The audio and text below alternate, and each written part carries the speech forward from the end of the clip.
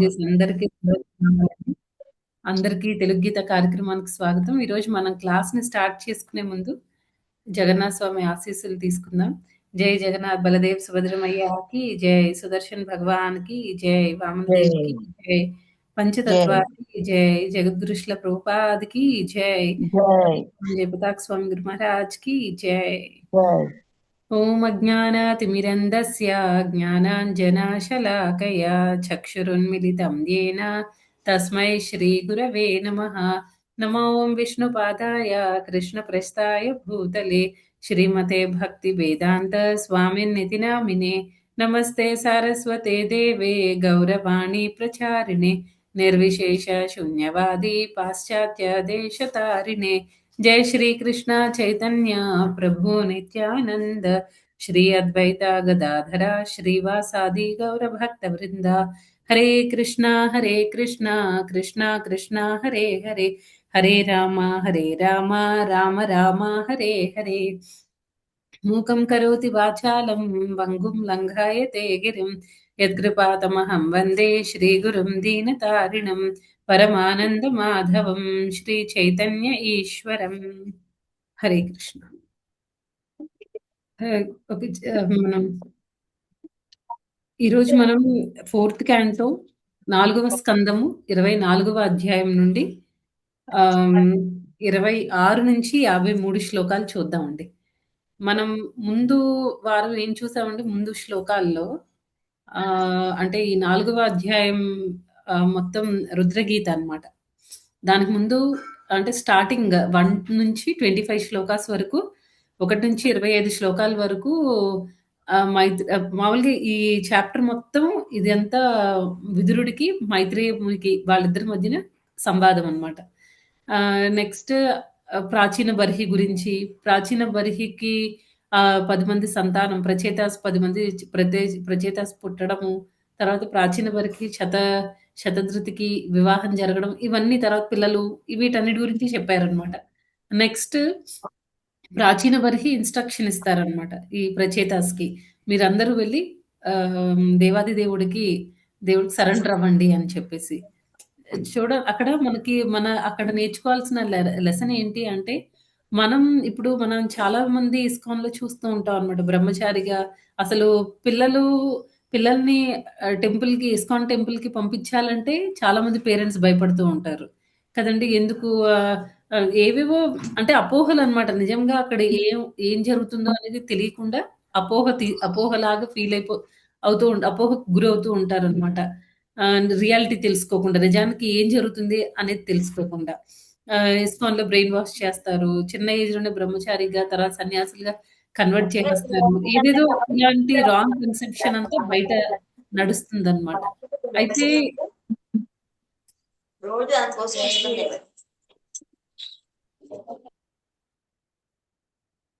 ఆ! అయితే ఇక్కడ ఈ రాంగ్ కన్సెప్షన్‌లో ఉన్నారు. కాబట్టి ఇక్కడ ప్రాచీన బర్హి ఏం చేశారండి, వాళ్ళ పిల్లల్ని భగవంతుడికి సరెండర్ అవ్వు అని చెప్తున్నారనమాట. అది నిజంగా ఒక పేరెంట్ చేయాల్సిన పని అన్నమాట. తల్లిదండ్రులుగా మనం మన పిల్లలకి అలాంటివి చెప్పాలి. భగవంతుడికి సరెండర్ అవ్వండి. భగవంతుడిని పూజించండి. భక్తితో సేవ చేయండి అని ఎంకరేజ్ చేయాలి పిల్లలకి చిన్నప్పటి నుంచి. ఆ లెసన్ అన్నమాట మనం అక్కడ నేర్చుకోవాల్సింది. అయితే తర్వాత ఈ ప్రచేతాస్ భగవంతుడికి శరణాగతి పొందడానికి వాళ్ళు వెళ్ళేటప్పుడు శివుడికి దర్శనం దొరుకుతుందన్నమాట. అక్కడి నుంచి మనం ఈరోజు చూస్తాం 26వ శ్లోకం నుంచి. 26 శ్లోకం నుంచి మనం చాప్టర్ గురించి ఇంకా టాప్ లెవెల్‌లో చెప్పుకోవాలి అనంటే, ఈ 24వ అధ్యాయంలో ఎలా ఉంటుందంటే, ఫస్ట్ శ్లోకాస్‌లో అంతా హ్మ్. భగవంతుడి ఈ మొత్తం పృథు మహారాజ్ పిల్లలు, వాళ్ళ పిల్లలు అలా పిల్లలందరూ అంటే ఆ లీనియేజ్ గురించి, పృథు మహారాజ్ లీనియేజ్ గురించి చెప్తారనమాట. 1-15 శ్లోకాల వరకు అదే ఉంటుందనమాట. తర్వాత 16-32వ శ్లోకం వరకు ఏంటంటే ప్రచేతాస్ అంటే ఆ పృథు మహారాజ్ లీనియేజ్ గురించి చెప్తున్నప్పుడే మనకి ఈ ఈ ప్రచేతాస్ గురించి అంటే ప్రాచీన బర్హి గురించి, అతనికి వివాహం జరగడము, తర్వాత పిల్లలు ప్రచేతాస్ పుట్టడము, ఇవన్నీ అయిపోతాయన్నమాట. నెక్స్ట్ 16-32 శ్లోకాల వరకు ఏంటంటే, అక్కడ మొత్తం ఆహ్, ఎలా అంటే ఎందుకు విదురుడు ఒక మంచి క్వెషన్ అడుగుతాడన్నమాట. శివుడు మామూలుగా అయితే శివుడు కానీ, కృష్ణుడు కానీ డైరెక్ట్‌గా మనం చూడ్డానికి అయ్యే అంత లో లెవెల్ ఇప్పుడు మనం ఏదో మనల్ని మనం చూసుకున్నట్టు మీరు నన్ను, నన్ను నేను మిమ్మల్ని అలా చూసుకున్నట్టు కాదు కదా! వాళ్ళందరూ దేవుళ్ళు. శివుడు మంచి ఫస్ట్ వైష్ణవైట్ అంటారు. అలాంటి వైష్ణవుడిని తర్వాత కృష్ణుడిని మనం మామూలుగా అయితే మనకున్న కెపాసిటీతో, మనకున్న భక్తి అనే కెపాసిటీతో మనం చూడలేము. అయితే ఇక్కడ విదురుడికి డౌట్ అన్నమాట. అందుకే మైత్రేయ మునిని అడుగుతున్నారు. 16, 17 శ్లోకాల్లో వస్తుంది. ఎలాగా వాళ్ళిద్దరూ ఎలాగ శివుడు ఎందుకు ప్రచేతాస్‌కి ఎందుకు వాళ్ళేమి శివుడిని చూడాలి అని ఇంటెన్షన్ ఏం లేదు. వెళ్ళేటప్పుడు శివుడే దర్శనమిస్తాడనమాట. ఎందుకలా జరిగింది అని అడుగుతాడు 16, 17 శ్లోకాల్లో. విదురుడు అడుగుతాడనమాట మైత్రేయ మునిని. నెక్స్ట్ 19-23 శ్లోకాల వరకు వాళ్ళెక్కడికైతే వెళ్ళాలనుకుంటున్నారో, కొలను దగ్గరికైతే వెళ్ళాలనుకుంటున్నారో, ఆ సరస్సు దగ్గర దాని డిస్క్రిప్షన్ దాని చుట్టుపక్కలంతా ఎలా ఉంది? మంచి మంచి ఫ్లవర్స్ ఉన్నాయి. లోటస్ ఫ్లవర్స్ ఉన్నాయి. ఆ లోటస్ ఫ్లవర్ మధ్యలో యెల్లో కలర్‌ది ఉంటుంది కదండీ! అదంతా ఎలా స్ప్రెడ్ అవుతుంది? దాన్ని భగవంతుడి యొక్క పట్టు పీతాంబరాలతో కంపేర్ చేయడం. ఇలా మొత్తం ఆ కొలను యొక్క డిస్క్రిప్షన్ అంతా 13-20 23 శ్లోకాల వరకు ఉంటుందన్నమాట.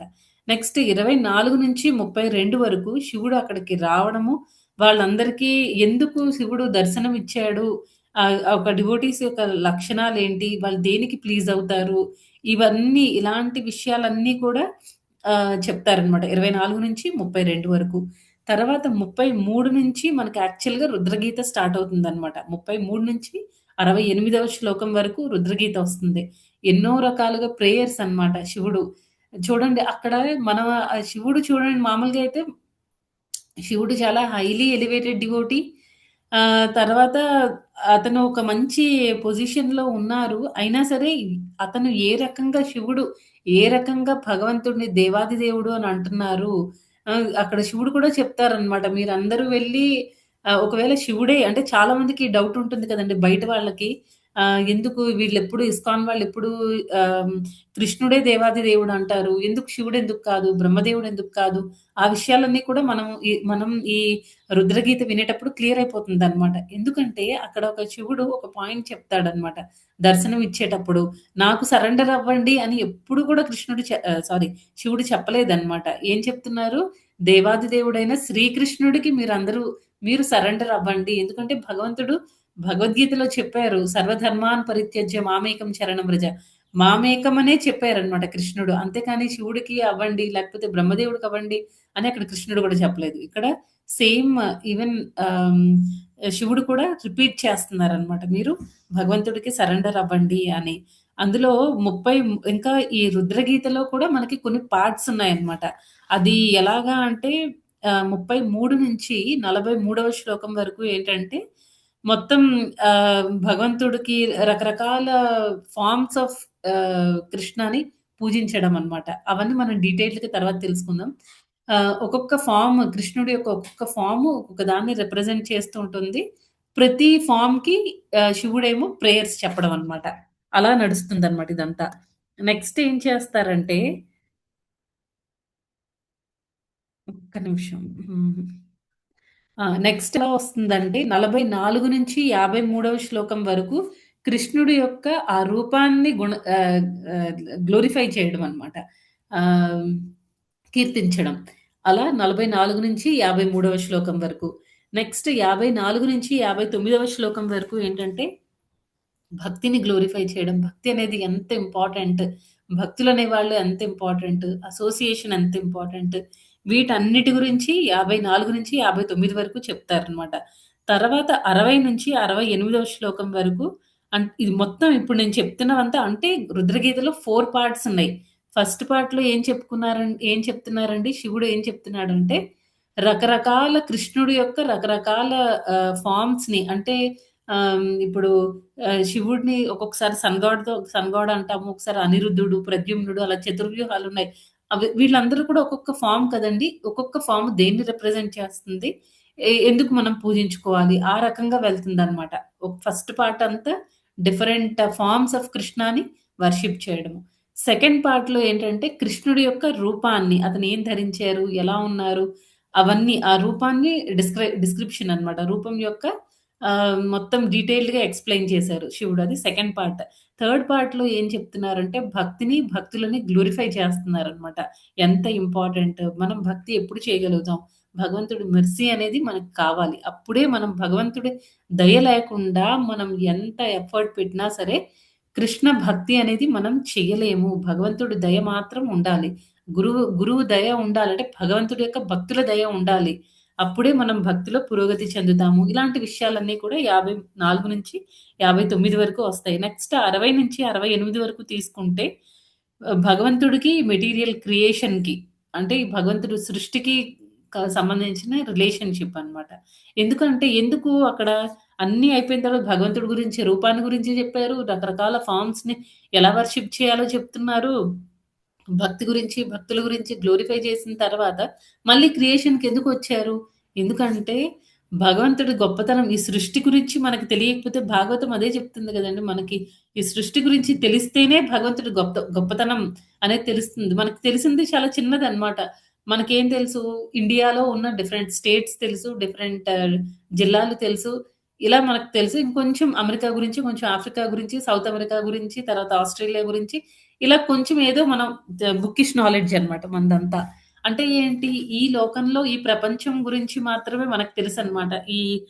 దట్ టూ ఈ భూలోకం గురించి మాత్రం మనకి కొంత ఐడియా ఉంది. అది కూడా పూర్తిగా ఏం లేదు. అలాగే ఎంతో ఉంది భగవంతుడి సృష్టి అని మనకి ఈ భాగవతం ఇవన్నీ చదివిన తర్వాత ఏమవుతుంది? ఓహ్! భగవంతుడు ఇంత చేశారా?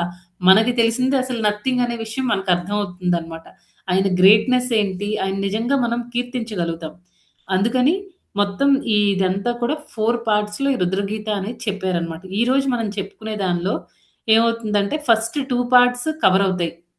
First 2 parts of Rudra Gita cover అవుతుంది. ఇది కాకుండా మనం ప్రచేతస్ ఏమో శివుడిని మీట్ అవ్వడము, శివుడేమో ఇంక అక్కడి నుంచి రుద్రగీత స్టార్ట్ చేయడం ఇదంతా ఈరోజు మనకి క్లాస్‌లో ఇదంతా కవర్ అవుతుంది. ఇది కాకుండా మళ్ళీ 69 నుంచి 79వ శ్లోకం వరకు ఏంటంటే ఎలా రుద్రగీతని మనం రిసైట్ చేయాలి. ఎలాగ మనం పఠించాలి. తర్వాత ఫలశ్రుతి. ఇవన్నీ కూడా మనకి 69-79వ శ్లోకం వరకు వస్తుందనమాట. ఇదండి ఈరోజు. అయితే ఇప్పుడు మనం ఈరోజు మన 26వ శ్లోకం నుంచి చూద్దాం.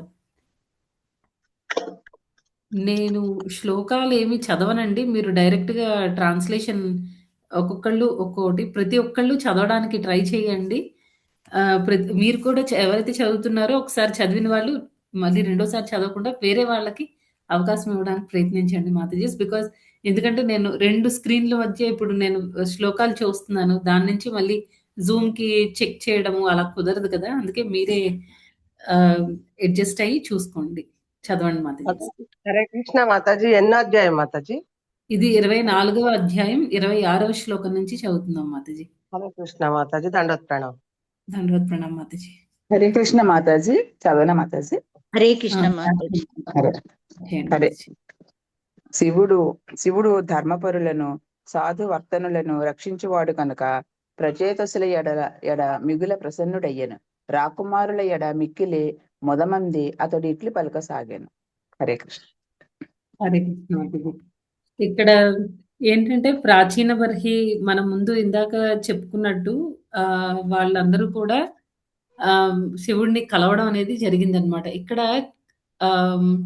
ఆహ్, ఇక్కడ ప్రభుపాదుల వారు పర్పట్లో ఏం చెప్తున్నారంటే కృష్ణుడిని భక్తవత్సలుడు అని అంటారు. 26వ శ్లోకం నుంచి 24వ శ్లోకం నుంచా మాతాజీ? 26 మాతాజీ. 26 ఓకే మాతాజీ. 24వ అధ్యాయం 26. మాతాజీ మాతాజీ ఎన్నో చెప్పండి. అధ్యాయం ఎన్ని మాతాజీ? 24. 24 లేదుగా మాతాజీ. నాలుగో ఇంకో book బుక్ లో ఉంది, రెండో బుక్ లో. హరే కృష్ణ మాతాజీ. హరే కృష్ణ మాతాజీ. అయితే ఇక్కడ ఏం చెప్తున్నారండి ప్రచేతాసేమో శివుడి దర్శనం దొరికిందనమాట. ఎందుకు దొరికింది? అవన్నీ మనం ఈరోజు తెలుసుకుంటాం. ఇదెందుకు చెప్తున్నారు అనంటే విదురుడు మైత్రేయుడిని అడుగుతారనమాట. శివుడు ఎందుకు డైరెక్ట్‌గా ఇప్పుడు మనకి ఏంటంటే మనకి మనసులో ఏదో కోరిక ఉంది. అడగకుండా ఎవరైనా తీర్చారనుకోండి అది ఎలా ఉంటుందంటే మనకి డబుల్ ధమాకాలా ఉంటుంది. మనం అడగలేదు కానీ మనకు కావాల్సింది దొరికిపోయింది. మనం చాలా హ్యాపీగా ఫీల్ అవుతాం కదా! ఇక్కడ కూడా ప్రచేతాస్ పరిస్థితి అలాగే ఉందన్నమాట. వాళ్ళేమి శివుడిని ప్రత్యేకించి చూడాలి అనేమి అనుకోరు. డైరెక్ట్‌గా దేవాది దేవుడైన శ్రీకృష్ణుడిని కలుద్దాం అనుకుంటారు. ఆయన కోసం తపస్సు అవి చేయాలనుకుంటారు. కానీ ఎప్పుడు మనకేంటండి మనం రోజు నేర్చుకుంటున్నాం కదా! చాలా ఇయర్స్ నుంచి మనం వింటున్నాం కదండీ! ఏంటంటే భగవంతుడిని డైరెక్ట్‌గా చూసే యోగ్యత అనేది మనకి లేదనమాట. మనకంత కెపాసిటీ లేదు. ఎప్పుడు ఎవరైనా శుద్ధ భక్తుల బ్లెస్సింగ్స్ మనకు దొరికితే అప్పుడు మనం భగవంతుడిని చూడగలుగుతాం అనమాట. ఇక్కడ ప్రచేతాస్‌కి కూడా ముందు శివుడు లాంటి శుద్ధ భక్తుడి యొక్క బ్లెస్సింగ్స్ దొరుకుతున్నాయన్నమాట. ఫస్ట్ ఆయన బ్లెస్ చేసిన తర్వాత వాళ్ళు భగవంతుడి కోసం చేయగలుగుతారు. అలా ఏంటంటే ఇక్కడ ఈ శ్లోకంలో ప్రభుపాదులు వారు పర్పర్ట్‌లో ఏం చెప్తున్నారంటే కృష్ణుడిని భక్తవత్సలుడు అని అంటారు. తర్వాత శివుడినేమో ధర్మవత్సలుడు అని అంటారనమాట. ఎందుకంటే ఆయన ఆహ్, ఆహ్, ఎవరైతే ఈ ధర్మ మార్గంలో నడుస్తారో వాళ్ళంటే శివుడికి చాలా ఇష్టం అన్నమాట. ఎవరైతే ధర్మ సూత్రాల్ని పాటిస్తూ వాళ్ళు నడుచుకుంటారో అలాంటి వాళ్ళంటే శివుడికి చాలా ఇష్టం అన్నమాట. మామూలుగా అయితే శివుడు ఏంటి మోడ్ ఆఫ్ ప్యాషన్‌లో ఉండేవాళ్ళని మోడ్ ఆఫ్ ఇగ్నరెన్స్‌లో ఉండేవాళ్ళని అంటే తమో గుణంలో ఉండే వాళ్ళతో డీల్ చేస్తూ ఉంటారనమాట శివుడు. కానీ ఇక్కడేమవుతుంది అలా ఉన్నప్పటికీ కూడా ఎవరైతే కొంతమంది అంటే ఇప్పుడు మోడ్ ఆఫ్ ఇగ్నరెన్స్‌లో తమోగుణంలో, రజోగుణంలో ఉండే వాళ్ళందరూ పయస్ అవ్వకపోవచ్చు. కానీ కొంతమంది క్వాలిటీ ఉంటుందనమాట. వాళ్ళకి పుణ్యం చేసుకునే క్వాలిటీ, తర్వాత వాళ్ళకి ధర్మ మార్గంలో నడిచే ప్రవృత్తి అనేది ఉంటుందనమాట. అలా ఎవరైతే ఉంటారో అలాంటి వాళ్ళంటే శివుడికి చాలా ఇష్టం అనమాట. అందుకని ఆయన్నేమంటారు ధర్మవత్సలుడు అని అంటారు. తర్వాత ఈ ప్రచేతాస్ ఏంటి? నేచురల్‌గా బై బర్తే వాళ్ళు చాలా పుణ్యాత్ములు. తర్వాత వాళ్ళు ఈ రిలీజియస్ ప్రిన్సిపల్స్‌ని అంటే ఈ ధర్మ సూత్రాలన్నిటిని కూడా వాళ్ళు పాటిస్తారనమాట. అందుకే శివుడు ఏం చేస్తారు డైరెక్ట్‌గా వచ్చారనమాట. ఇంకా నెక్స్ట్ శ్లోక భావం ఎవరైనా చదవండి మాతాజీ. హరే కృష్ణ మాతాజీ దండోత్ ప్రమాణం మాతాజీ. దండోత్ ప్రణామం ప్రభుజీ. పరమశివుడు పలికెను, ప్రాచీన భరి సూతులైన మీ అందరకు శుభమగుగాక. మీరేమి చేయనున్నారో కూడా నేనెరుగుదును. కనుకనే మీపై అనుగ్రహమును చూపుటకు మీకు దర్శనమొసగితిని. దండోత్ ప్రమాణం మాతాజీ. హరే కృష్ణ. ఇక్కడ హరే కృష్ణ ప్రభుజీ. Thank you. ఇక్కడ ఏం చెప్తున్నారండి మీరందరూ కూడా ప్రాచీన బర్హి కుమారులు తర్వాత బ్లెస్సింగ్స్ ఇస్తున్నారనమాట. ఎప్పుడు మనకి మంచి శుద్ధ భక్తుల యొక్క బ్లెస్సింగ్స్ దొరికాయి అనంటే జీవితంలో మనకి ఇంకా ఎదురు లేదండి. భగవంతుడి బ్లెస్సింగ్స్ దొరికినట్టే. భగవంతుడికి, ఆయన భక్తులకి తేడా ఏం లేదు. ఆయన ఎంత ఇంపార్టెంటో మన లైఫ్‌లో భగవంతుడి యొక్క శుద్ధ భక్తులు కూడా మన జీవితంలో అంతే ఇంపార్టెంట్ అన్నమాట. జీవితం అంటే మన ఆధ్యాత్మిక జీవితంలో. అలా ఇక్కడ ఏం చేస్తున్నారండి ఆహ్, ఇక్కడ భగవంతుడి బ్లెస్సింగ్స్‌కి తర్వాత ఆయన భక్తుల బ్లెస్సింగ్స్‌కి ఎలాంటి తేడా లేదు. తర్వాత ఒక ఇంపార్టెంట్ పాయింట్ అన్నమాట. మనలో చాలా మంది కాకపోయినా అట్‌లీస్ట్ కొంతమందైనా సరే ఇస్కాన్‌లోకి రాకముందు భగవద్గీత, భాగవతం అవన్నీ నేర్చుకోకముందు మనం ఎలా ఆలోచించేవాళ్ళం. ముందంతా మనం ఏ శివుడినో లేకపోతే వేరే దేవుళ్ళని పూజించేవాళ్ళం. ఇప్పుడు మనం ఏం చేస్తున్నాము కృష్ణుడు అని మనం ఓన్లీ కృష్ణకి మాత్రమే పూజ చేస్తున్నాం.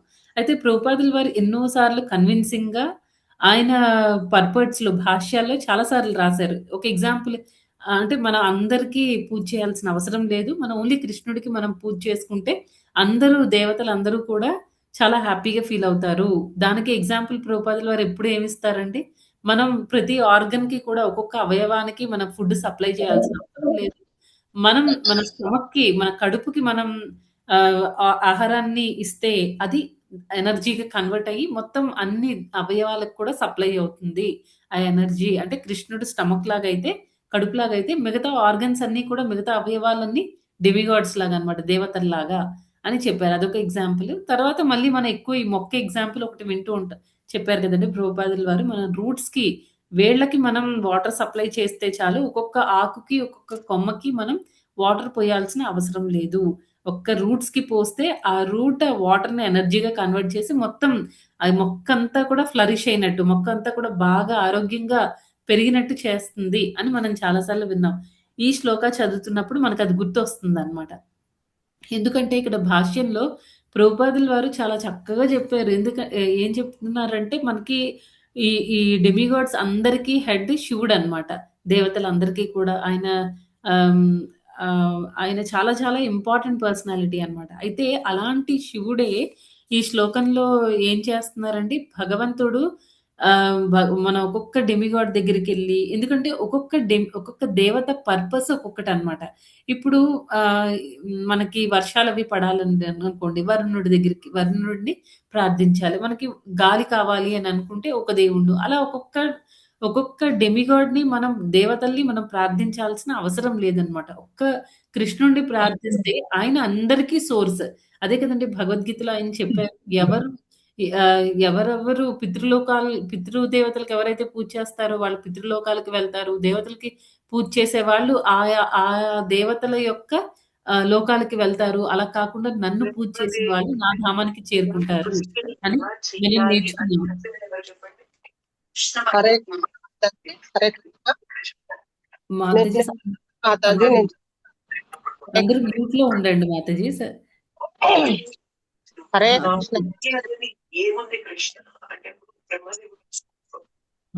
అయితే ఇక్కడ ఏం చెప్తున్నారంటే డెమిగాడ్స్‌ని వర్షిప్ చేస్తే మనం డెమిగాడ్స్‌ని ప్రత్యేకించి ఒక్కొక్కళ్ళకి మనం చేయాల్సిన అవసరం లేదు. కృష్ణుడికి మనం పూజ చేసుకుంటే అందరి దేవతలు కూడా చాలా సంతోషపడతారు. ఆయన సంతోషంగా ఉంటే అందరూ సంతోషపడతారు అని మనకి ఆ డౌట్ కూడా క్లియర్ అయిపోయిందనమాట. బిల్వమంగళ్ ఠాకూర్ ఏం చెప్తున్నారంటే ఎవరైతే కృష్ణుడికి భక్తిగా అనన్య భక్తి చేస్తారో అలాంటి వాళ్ళకి ముక్తి అనేది మెయిడ్ సర్వెంట్ లాగా అవుతుంది. ముక్తి అనేది సేవకురాలయిపోతుందనమాట భక్తులకి. అంటే ప్రత్యేకించి వాళ్ళు అసలు డివోటీస్ ఆలోచించరు. నాకు ముక్తి కావాలి, లేకపోతే ధర్మ, అర్థ, కామ, మోక్ష అనేవి ఆటోమేటిక్‌గా వచ్చేస్తాయన్నమాట. వాళ్ళు ప్రత్యేకించి ఒక్కొక్క దానికి ఎలాంటి ఎఫర్ట్ పెట్టాల్సిన అవసరం లేదు. ఇప్పుడు మనకి డివోటీస్ ఉన్నారనుకోండి భక్తులకి భగవంతుడేంటంటే ఏదైనా అవసరాలేవైనా ఉన్నా సరే ఆయన ఓన్‌గా ప్రొటెక్ట్ చేస్తూ ఉంటారనమాట. డివోటీస్‌ని సెల్ఫ్ కేర్ తీసుకుంటారు. భగవంతుడికి తెలుసనమాట. మన జీవితంలో మనకి ఏది ఇంపార్టెంట్, ఏది అన్‌ఇంపార్టెంట్, ఏది ఎప్పుడు అవసరము, ఎంత అవసరము ప్రతీదీ భగవంతుడికి తెలుసనమాట. అందుకే ప్రత్యేకించి మనం భక్తి మార్గంలో ఉండేటప్పుడు మనం ఒక్కొక్క కోరికలు కృష్ణ నాకిది కావాలి, అది కావాలి, అని అడగక్కర్లేదనమాట. మనకి ఏది మంచిదో మనం అడగకుండానే ఆయన ఇచ్చేస్తారు. ఇప్పుడు తల్లికి తెలుస్తుంది కదండీ! పిల్లలకి ఏం పెట్టాలి, ఏం పెట్టకూడదు, ఏది చేస్తే ఏమవుతుంది, అవన్నీ తల్లికి బాగా తెలుసు కాబట్టి కృష్ణుడికి కూడా అంతే అన్నమాట. ఆయనకన్నీ బాగా తెలుసు కాబట్టి మనం ప్రత్యేకించి మనం అడగక్కర్లేదు. బిలోమంగళ్ ఠాకూర్ చెప్పారన్నమాట. ఎవరైతే భక్తిలో వాళ్ళకి ముక్తి అనేది మెయిడ్ సర్వెంట్ అవుతుంది. అంత బాగా ఆహ్, చక్కగా చెప్తున్నారన్నమాట ఆచార్యులు. నెక్స్ట్ 28వ శ్లోకం ఎవరైనా హరే కృష్ణ మాతాజీ చదువుతానండి. హరే కృష్ణ. మాతాజీ. దండోత్ ప్రణామాలండి. 28వ శ్లోకం అనువాదం. శివుడు పలికెను, సమస్తమునకు అనగా ప్రకృతి జీవుడు నియామకుడైనట్టి శ్రీకృష్ణ భగవానికి ఎవడు సంపూర్ణ శరణాగతుడగునో వాడే వాస్తవముగా నాకు మిక్కిలి ప్రియుడు. హరే కృష్ణ. Thank you Mataji. దండోత్ ప్రణామం. దండవత్ ప్రణామం మాతాజీ.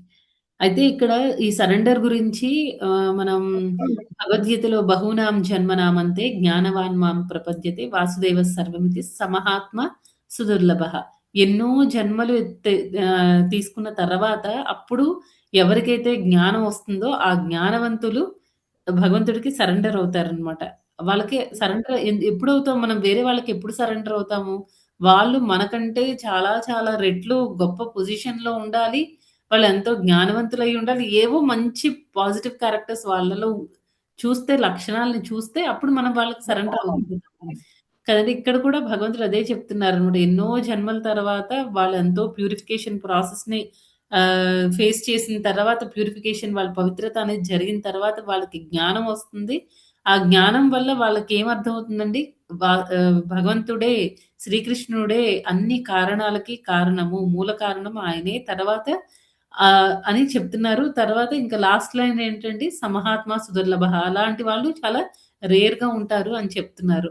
తర్వాత భగవంతుడు ఇంకొక శ్లోకంలో ఇందాక నేను చెప్పినట్టు సర్వధర్మాన్ని పరిత్యజ్య ఆ శ్లోకంలో భగవంతుడు ఏం చెప్తున్నారండి?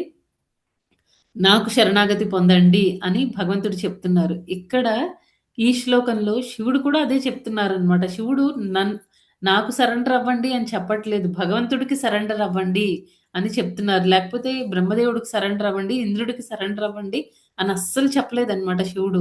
భగవంతుడు సాక్షాత్తు దేవాది దేవుడు శ్రీకృష్ణుడికే మీరు అందరూ కూడా శరణాగతి పొందాలి అనే విషయాన్ని ఇక్కడ క్లియర్‌గా చెప్తున్నారన్నమాట. తర్వాత ఆహ్, ఎందుకు మనం భగవంతుడికే సరెండర్ అవ్వాలి అంటే ఆయన అన్నిటికి సోర్స్ అన్నమాట. ఈవెన్ ఆయనకున్నన్ని క్వాలిటీస్ కానీ లేకపోతే ఆహ్, ఇంకా ఈ మొత్తం అంతా అందరూ ఆహ్, అంతా ఈ లైఫ్ అంతా మెటీరియల్ నేచర్ అంతా ఈ ప్రకృతి అంతా కరెక్ట్‌గా నడుస్తుంది అన్న అన్ని ప్లానెట్స్ కూడా అట్లా ఆర్బిట్స్‌లో రన్ అవుతున్నాయన్న మనందరికీ ఇలాగ మన షో అంతా ఇలా రన్ అవుతుంది అనంటే దానికి కారణం భగవంతుడే అన్నమాట. మిగతా దేవతల పని ఏంటి అంటే మనకి ఈ మెటీరియల్ వరల్డ్‌లో ఏవైనా కొన్ని ఐశ్వర్యాలు కావాలన్నా నాకు ఈ కోరిక ఉంది, ఆ కోరిక ఉంది అని కొంతమంది భౌతిక ప్రపంచంలో ఉండి మనం ఏవైనా కోరికలు కోరితే అవన్నీ వాళ్ళు ఆ డెమిగాడ్స్ తీరుస్తూ ఉంటారనమాట. కాకపోతే ఈ భక్తులనే వాళ్ళు ఎలా ఉంటారండి, వాళ్ళందరికీ ఇంకా ఏమి వద్దనమాట. భగవంతుడి నుంచి ఏమి ఆశించరు. కదండీ! ఏమి ఆశించకుండా వాళ్ళ కోరిక ఒక్కటే. భగవంతుడిని నేనెలా తృప్తిపరచాలి? అందుకని భగవంతుడిని నా ఇంద్రియ తృప్తి కోసం ఎలా వాడుకోవాలి అని ఆలోచించరనమాట. అది భక్తులకి అంటే మనకి మన స్టేజెస్ ఆఫ్ భక్తిలో మనకు అర్థమైపోతూ ఉంటుందనమాట. అయితే ఇప్పుడు మనం ఈ భక్తి అని చాలా సార్లు చెప్పుకుంటున్నాం కదండీ! మనం ఆ 9 స్టేజెస్ ఆఫ్ భక్తి ఉంది గదా! ఆదౌ శ్రద్ధ, తర్వాత భజన క్రియ, సాధు సంగ, సాధు సంగ, భజన క్రియ, అనర్థ నివృత్తి. అసలు ఈ 4థ్ స్టేజ్‌కి రావడమే చాలా చాలా కష్టం అన్నమాట. అయితే మనం ఈ ఫస్ట్ 3 స్టేజెస్ ఓకే.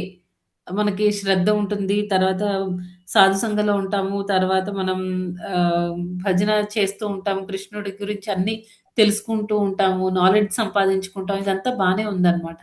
తర్వాత ఎప్పుడైతే మనం ఈ అనర్థ నివృత్తి స్టేజ్ వస్తామో, ఆ స్టేజ్‌లో వచ్చినప్పుడు భక్తి అనేది మనకి చాలా టఫ్‌గా అనిపిస్తుందన్నమాట. ఎందుకంటే అనర్థ నివృత్తి అంటే ఏంటండి? ఆ స్టేజ్‌లో ఏం జరుగుతుందంటే మనలో ఉండే అనర్థాలు బయటకొస్తూ ఉంటాయన్నమాట. ఎస్పెషల్లీ మనం ఈ భాగవతము, భగవద్గీత చాలా సీరియస్‌గా చదవడము, తర్వాత భగవంతుడి యొక్క భగవంతుడికి మనం భక్తియుత సేవ చేసేటప్పుడు ఏమవుతుందంటే, మనలో ఉండే అనర్థాలన్నీ బయటకొస్తూ ఉంటాయన్నమాట. అవి బయటకొచ్చేటప్పుడు ఎలా ఉంటుందంటే, కొన్ని అనర్థాలు ఓకే. నాలో ఈ ప్రాబ్లమ్ ఉంది. ఓకే. సాల్వ్ అవుతుంది. అంటే బయటికి రావడం అంటే ఏంటి? వేరే మనం ఆ అనర్థాలు మనలో ఉండడం వల్ల మనం ప్రాబ్లమ్స్ ఫేస్ చేస్తూ ఉంటామనమాట. సపోజ్ ఒకళ్ళకి ఎవరికైనా కొంచెం ఈర్ష్యగా ఉందనుకోండి. వేరే డివోటీస్‌ని చూస్తే వాళ్ళకి ఓర్వలేకుండా ఉంటారనమాట. అప్పుడేమవుతుందంటే కొంతవరకు భగవంతుడు దాన్ని మనం థర్డ్ స్టేజ్‌లో ఉండేటప్పుడు అది హైడ్ అయ్యి ఉంటుంది. కప్పబడి ఉంటుందనమాట. బయటికి రాదు. ఎవరికీ తెలీదు. కవర్ అయిపోయి ఉంటుందనమాట. ఎప్పుడైతే మనం ఫోర్త్ స్టేజ్ ఆఫ్ భక్తి అనర్థ నివృత్తి స్టేజ్‌కొస్తామో అప్పటికి మనం భక్తిలో కొంతవరకు సీరియస్ అయ్యామనమాట. అప్పుడేం జరుగుతుందంటే, మనం మనలో ఉండే అనర్థాల వల్ల వేరే డివోటీస్‌కి మన గురించి తెలుస్తూ ఉంటుందనమాట. అది ఎంత అన్‌కంఫర్టబుల్‌గా ఉంటుందండి. అయ్యో! ఏంటి నాలో ఇది ఒక స్టేజ్ అన్నమాట. అనర్థ నివృత్తి నెక్స్ట్ ఇంకొక స్టేజ్‌కెళ్ళేసరికి అదేం జరుగుతుందంటే, ఇంకా మనకు కూడా తెలీదనమాట క్వాలిటీస్ మనలో ఉన్నాయని. అవునా! ఇంత మనకి మనల్ని క్వెషన్ చేసుకుంటాం అనమాట. మనమే ఇన్ని రోజుల నుంచి నాలో ఇంత అనర్థాలున్నాయా? నాకు తెలియని కూడా తెలీదు. ఈ నెగెటివ్ క్వాలిటీస్ అన్నీ నాలో ఉన్నాయని ఆ స్టేజ్‌కొస్తామనమాట. అయితే ఇప్పుడు ఏంటంటే, మనం ఆ అనర్థ నివృత్తి స్టేజ్‌లో ఉండేటప్పుడు ఆ క్వాలిటీస్ అన్నీ బయటకొస్తూ ఉంటే అదొక రకంగా మంచిదే అన్నమాట. ప్యూరిఫికేషన్ జరుగుతుంది. అయితే ఈ జన్మలోనే ఉన్న క్వాలిటీస్ కాదండి. ఎన్నో జన్మల్లో మనలో ఉండే అనర్థాలన్నీ మూసుకుపోయి ఉన్నాయన్నమాట. మనకు తెలియకుండా ఉన్నాయి.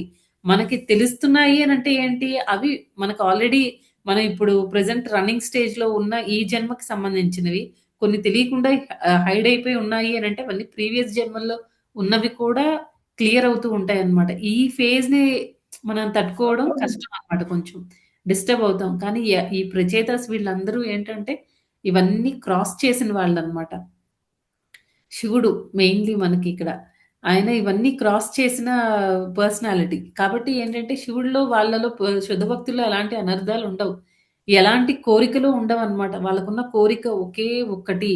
అదేంటంటే భగవంతుడిని ఎలా తృప్తిపరచాలి అని ఆలోచిస్తారు. అంతేకాని నా ఇంద్రియ తృప్తి కోసం భగవంతుడిని ఎలా ఉపయోగించుకోవాలి అని వాళ్ళైతే అస్సలు ఆలోచించరనమాట. ఇక్కడ మెయిన్ పాయింట్ ఏంటి అంటే శివుడు చెప్తున్నారనమాట. Surrender to the supreme personality of Godhead. భగవంతుడికి సరెండర్ అవ్వండి అని క్లియర్‌గా చెప్తున్నారు. వేరే వాళ్ళకి సరెండర్ అవ్వమని అస్సలిక్కడ చెప్పడం లేదు. నెక్స్ట్ పాయింట్ అండి. హరే తర్వాత హరే కృష్ణ మాతాజీ, నేను చదువుతాను. నేను చదువుతాను మాతాజీ. ఫస్ట్ హ్యాండ్ రేస్ చేసి చదవమంటారా? ఫస్ట్, సెకండ్ అయినా మనకి ఇంకా చాలా శ్లోకాలు ఉన్నాయండి. వరుసగా సరే మాతాజీ. చదువుతూ నేను ఉండండి. చదువుతాను మాతాజీ. నాకు 100 జన్మలు స్వధర్మ పాలనను చక్కగా కావించిన వాడు బ్రహ్మ పదవిని పొందుటకు అర్హుడవును. అట్టివాడు మరింత యోగ్యుడైనచో నన్ను చేరగలడు. ఇక అనన్య భక్తితో సాక్షాత్తుగా శ్రీకృష్ణుణ్ణి అనగా విష్ణువునకు శరణుజొచ్చిన వాడు శీఘ్రమే ఆధ్యాత్మిక లోకమును చేరును. నేను అనగా శివుడు మరియు ఇతర దేవతలు ఈ భౌతిక జగత్తు లయించిన పిమ్మటి ఆ లోకమును పొందెదం. ధన్యవాదాలు మాతాజీ. హరే కృష్ణ. హరే కృష్ణ మాతాజీ. అయితే ఇక్కడ ఏం చెప్తున్నారండి మనకి భగవంతుడికి మనకి ఫస్ట్ క్వాలిటీ ఎలా ఉండాలంటే ఎవరైతే కంటిన్యూస్‌గా, కన్సిస్టెంట్‌గా ఎవరైతే వాళ్ళ వృత్తిని వాళ్ళు ఎవరైతే చేస్తూ ఉంటారో అంటే భగవంతుడికి ఎవరైతే చేస్తూ ఉంటారో అంటే శుద్ధ భక్తి అని కాదు. మనకి కొన్ని ప్రిస్క్రైబ్డ్ డ్యూటీస్ ఉంటాయి. అదే మన ఎలా చెప్పాలంటే మనకి ఈ 4 రకాల వర్ణాశ్రమాలు ఇవన్నీ ఉన్నాయి కదండీ! వాటిని ఎవరైతే మన గుణాలని బట్టి, మనం చేసే కర్మల్ని బట్టి ఆ చాతుర్వర్ణాలు అనేవి వచ్చాయి అని భగవద్గీతలో మనం తెలుసుకున్నాం కదండీ! మన ప్రవృత్తిని బట్టి మనం దేనిలో అయితే ఉన్నామో, ఏ కేటగరీ కిందకైతే వస్తామో, ఆ కేటగరీకి సంబంధించిన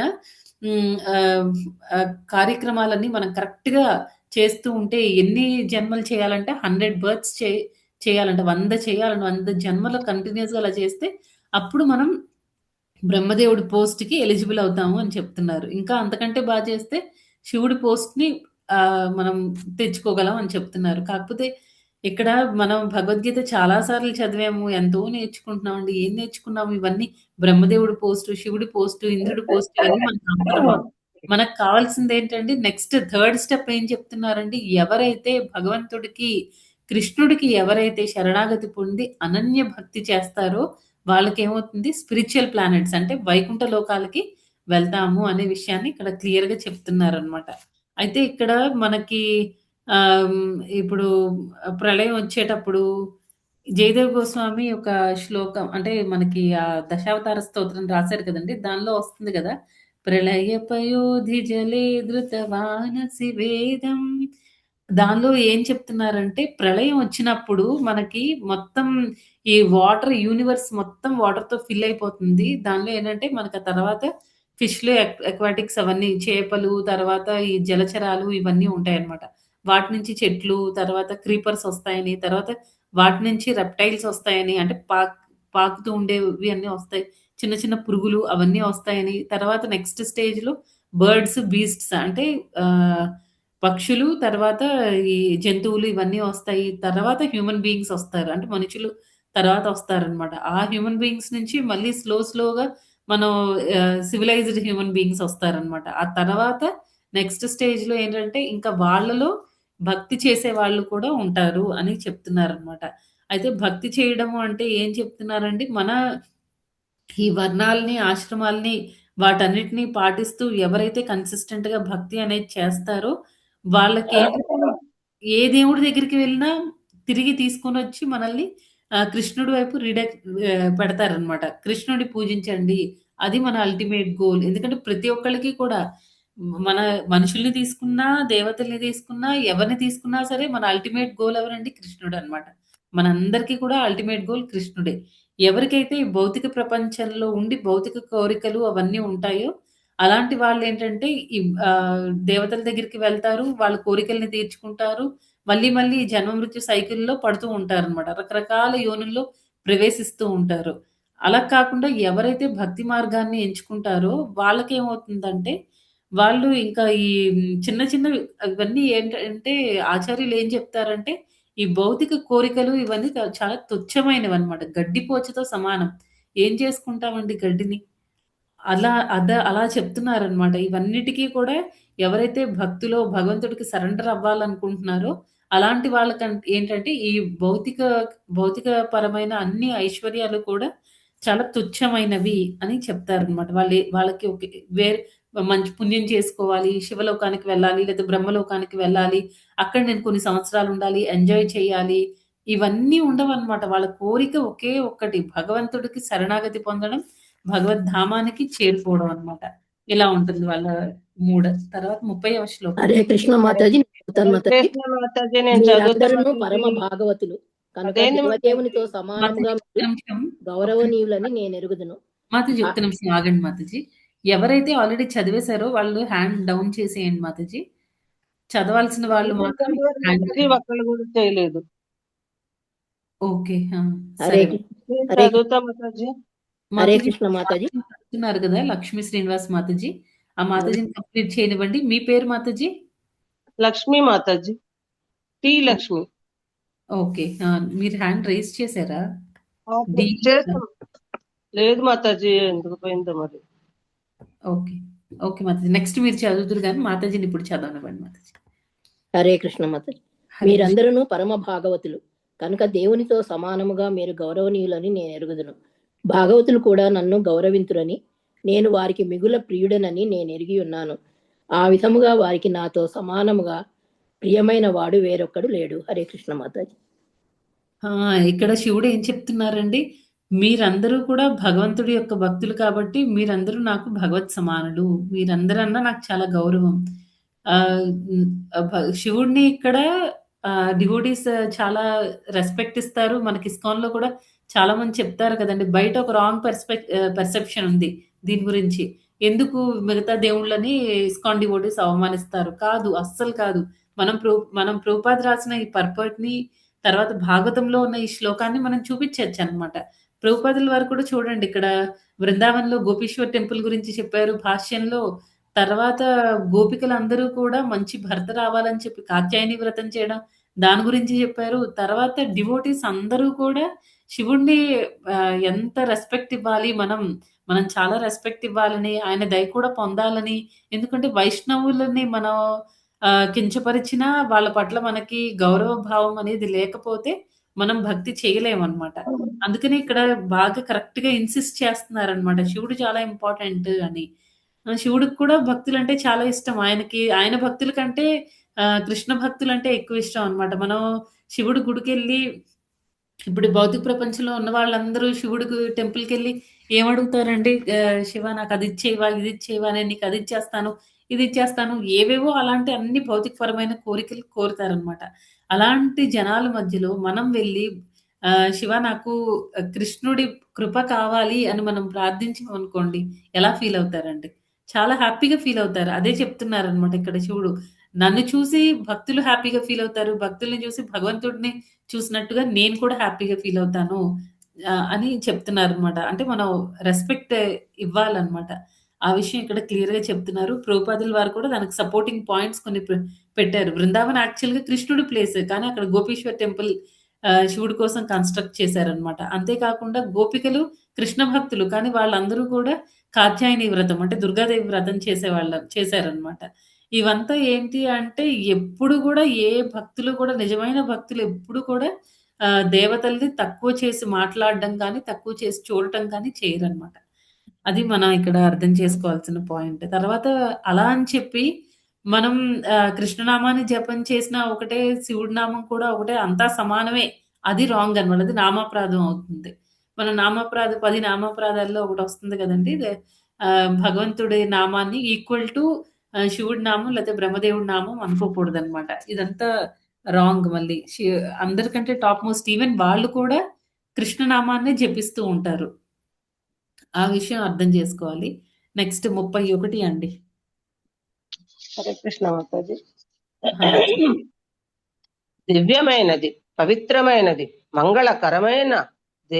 మంగళకరమైనదే గాక జీవిత చర్మ లక్ష్యమును పొందుగోరు వారికి సర్వోన్నతమైనట్టి ఒక మంత్రమును నేను ఇప్పుడు వినిపింతును. నేను దానిని జపించును.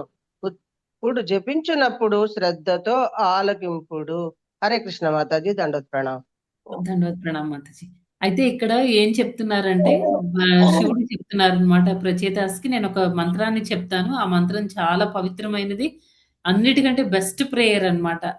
భగవంతుడికి అంటే ఇక్కడ ఈ నేను చెప్పేటప్పుడు మీరు చాలా శ్రద్ధగా వినండి. ఎందుకంటే ఇక్కడ ఇంకొక పాయింట్ ఏంటి అంటే, మనం ఎప్పుడైనా ఏదైనా ప్యూర్ డివోటీస్ క్లాసులకి వెళ్ళామనుకోండి, కొన్నిసార్లు మంచి భక్తులు, ఇస్కాన్‌కి సంబంధించిన భక్తులు ప్రవచనం ఇవ్వడానికి మన గుడికొస్తారనమాట.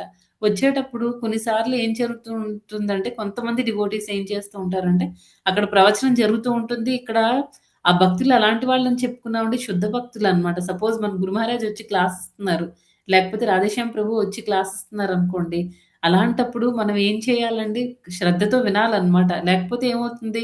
వాళ్ళక్కడ చెప్తుంటే మనం అక్కడ మాట్లాడుతున్నాం అనుకోండి, మనం అగౌరవపరుస్తున్నట్టనమాట శుద్ధ భక్తుల్ని. దానివల్ల ఏమవుతుందంటే మనం భక్తి సరిగ్గా చేయలేము. మనకు ఆ టేస్ట్ అనేది రాదనమాట. భక్తి పట్ల మనకు ఆ రుచి అనేది ఎక్కువ అవ్వదు. అందుకే ఏం చేయాలండి? కేర్‌ఫుల్లీ అండ్ అటెంటివ్‌లీ అని చెప్తున్నారిక్కడ. జాగ్రత్తగా వినాలి అని శివుడు చెప్తున్నారనమాట ప్రచేతాస్‌కి. అండ్ అన్నిటికంటే టాప్ మోస్ట్ మంత్రం ఏంటండి? మనం భగవద్గీత ప్రకారం భగవంతుడి నామమే, భగవంతుడిని ప్రార్థించడమే, భగవంతుడిని కీర్తించడం. అదే అన్నిటికంటే టాప్ మోస్ట్ మంత్ర అన్నమాట. అంతకు మించింది కృష్ణ నామానికి మించిన మంత్రం ఇంకొకటి లేదు. అది అల్టిమేట్ గోల్ అన్నమాట మనందరికీ కూడా. తర్వాత 32వ శ్లోకం. హరే కృష్ణ మాతాజీ. హరే మైత్రేయుడు పలకసాగెను. నారాయణ పరాయణుడు మహామహిమాన్వితుడు అయిన శివుడు అంతటా అంజలి బద్దులై నిలిచిన రాజకుమారులతో నిర్హేతుక కరుణను గూడి పలుకనారంభించెను. Thank you Mataji. ఏంటంటే హరే కృష్ణ మాతాజీ.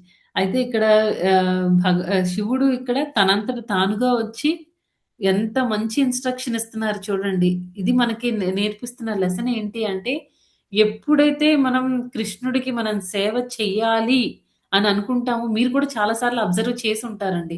ఎప్పుడైతే నేను భగవంతుడికి ఎలా అయినా సరే సర్వీస్ చేయాలి అని మనం అనుకుంటామో, మనం అనుకున్న మరుక్షణం నుంచి మన జీవితం చాలా మార్పులు వచ్చేస్తాయండి.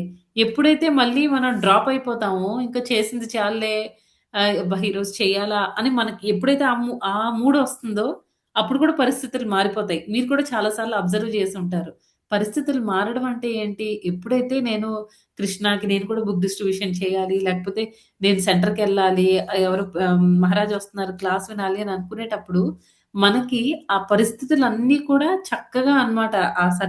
సేవ చేయడానికి మనకి ఎలాంటి ఫెసిలిటీస్ కావాలో, సదుపాయాలు కావాలో అవన్నీ అరేంజ్ అయిపోతాయన్నమాట. అదంతా ఎవరు చేస్తున్నారండి? అందరూ ఈ దేవతలు కూడా మనకి సపోర్ట్ అయిపోతారనమాట. అంటే సపోజ్ ఇప్పుడు వర్షం పడుతుంది. మనమేమో మనం రెగ్యులర్‌గా వెళ్ళి టెంపుల్‌కెళ్ళాలి. ఆ రోజు బాగా వర్షం పడిపోతుందనమాట. అప్పుడేమవుతుందండి మనకి ఎలాంటి ఫెసిలిటీస్ అంటే అట్‌లీస్ట్ మనం ఎళ్ళే టైంలో వర్షం తగ్గడమో, లేకపోతే అంతవరకు బుక్ అవ్వని క్యాబ్ సడెన్‌గా బుక్ అవ్వడమో, ఇలాంటి పాజిటివ్ మనం చూస్తూ ఉంటాం కదండీ! అదే ఇక్కడ చెప్తున్నారనమాట. శివుడు చాలా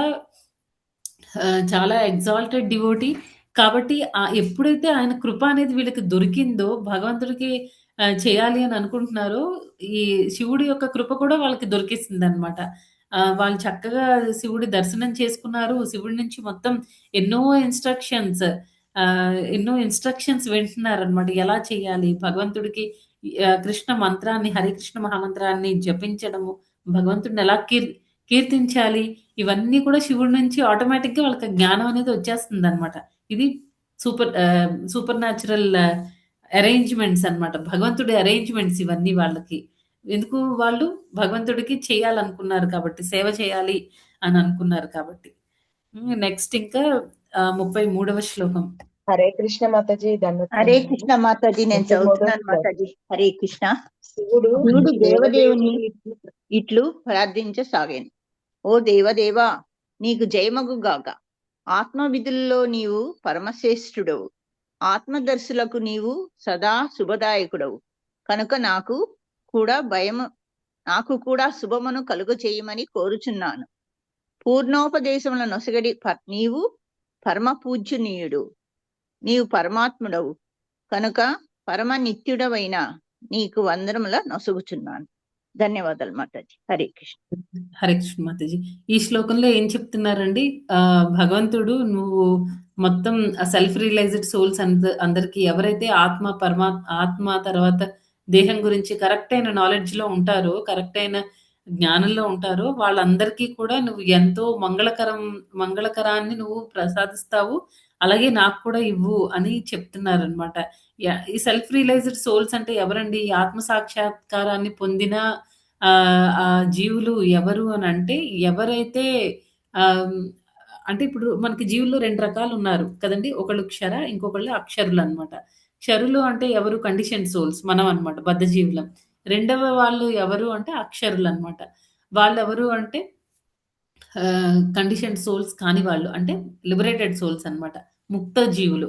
ముక్త జీవులు అనే వాళ్ళు ఎక్కడ ఉంటారంటే ఆధ్యాత్మిక లోకాల్లో ఉంటారనమాట. వాళ్ళు ఏంటంటే ఒక్క నిమిషం కూడా భగవంతుడిని మర్చిపోరు, భగవంతుడి సేవను అస్సలు మర్చిపోరు అనమాట. నాకు ఈ పాయింట్ బాగా నచ్చింది. వాళ్ళు ఎప్పుడు కూడా భగవంతుడి సేవ అనే దాన్ని మర్చిపోరు అనమాట. మన పరిస్థితి ఎలా ఉంటుంది? మన బాడీని బట్టి, లేకపోతే మనం ఆ రోజు ఆ పర్టికులర్ సిచ్యుయేషన్ ఉన్నదాన్ని బట్టి మనకి ఎన్నో ఫ్యాక్టర్స్ ఉంటాయన్నమాట భగవంతుడికి సర్వీస్ చేయాలి అని అంటే. కానీ ఇక్కడ ఈ శుద్ధ భక్తులకి ఏంటంటే వాళ్ళకి ఏ కండిషన్స్ ఏమి ఉండవు. ఇప్పుడు చేయాలి అని అనుకుంటే చేసేస్తారనమాట. వాళ్ళకున్నవన్నీ కూడా వాళ్ళు వెనక్కి పెట్టి భగవంతుడికి ఫస్ట్ ప్రయారిటీ ఇస్తారు. వాళ్ళు ఒక్క నిమిషం కూడా భగవంతుడి సేవ అనేది మర్చిపోరు. మనం ఒక్కొక్కసారి ఏదైనా చూస్తూ ఉన్నాం అనుకోండి, మొబైల్‌లో ఏదైనా ఈ మధ్య కాలంలో మొబైల్ ఎక్కువ ప్రాబ్లమ్ అవుతుంది కాబట్టి, మనం ఏదైనా మొబైల్‌లో అలా చూసుకొని ఉండిపోతే భగవంతుడి సేవ మర్చిపోతాం అనమాట. కానీ వాళ్ళు అలా కాదు. ఒక్క క్షణానికి కూడా వాళ్ళు భగవంతుడు సేవ మర్చిపోరు. తర్వాత వాళ్ళకి క్లారిటీ ఉంటుందన్నమాట. నా పొజిషన్ ఏంటి? భగవంతుడి పొజిషన్ ఏంటి? భగవంతుడికి నేను నిత్య దాసుడని. ఆయన మెర్సీ ఇస్తేనే నేను ఆయనకి సేవ చేయగలను. భగవంతుడి దయ, ఆయన భక్తుల దయ అనేది నాకు లేకపోతే నేను భగవంతుడిని గుర్తు తెచ్చుకోవడం కూడా, మనకి భగవద్గీతలో ఆ శ్లోకం వస్తుంది కదండీ! 15వ అధ్యాయం 15వ శ్లోకం. సర్వస్య చాహం హృది సన్నివిష్టో మత్త స్మృతిర్జ్ఞానం అపోహనం చ. మనకి ఏది జరుగుతున్నా సరే ప్రతిదానికి కారణం ఎవరండి? భగవంతుడే. లోపల మనకి హృదయ భాగంలో ఉండి భగవంతుడు మనకి ఇంటర్నల్‌గా గైడ్ చేస్తూ ఉంటారనమాట. మనం ఎంత సరెండర్ అయితే అంత మనకి ఇంటర్నల్‌గా ఆయన గైడెన్స్ అనేది దొరుకుతూ ఉంటుంది. ఇది చెయ్యి, నాకు ఈ సేవ చెయ్యి, నాకిది భగవంతుడి ఇష్టాయిష్టాలు తెలుసుకోగలుగుతాము. ఎన్నో విషయాలు తెలుస్తాయన్నమాట. ఆయన భక్తులకి ఎలా సేవ చేయాలి, భగవంతుడిని ఎలా తృప్తిపరచాలి, ఏది ఇష్టము, ఏది అయిష్టత, అవన్నీ కూడా మనం తెలుసుకోగలుగుతామనమాట. అంతే కాకుండా మన పొజిషన్ ఏంటి? భగవంతుడికి మనం ఎప్పుడు దాసులమే. ఎప్పటికి కూడా మనం ఈక్వల్ టు కృష్ణ అవ్వలేమనమాట. అలా ఎప్పుడైతే ఆలోచిస్తామో ఏమవుతుందంటే మన భక్తి అనేది పడిపోతుంది.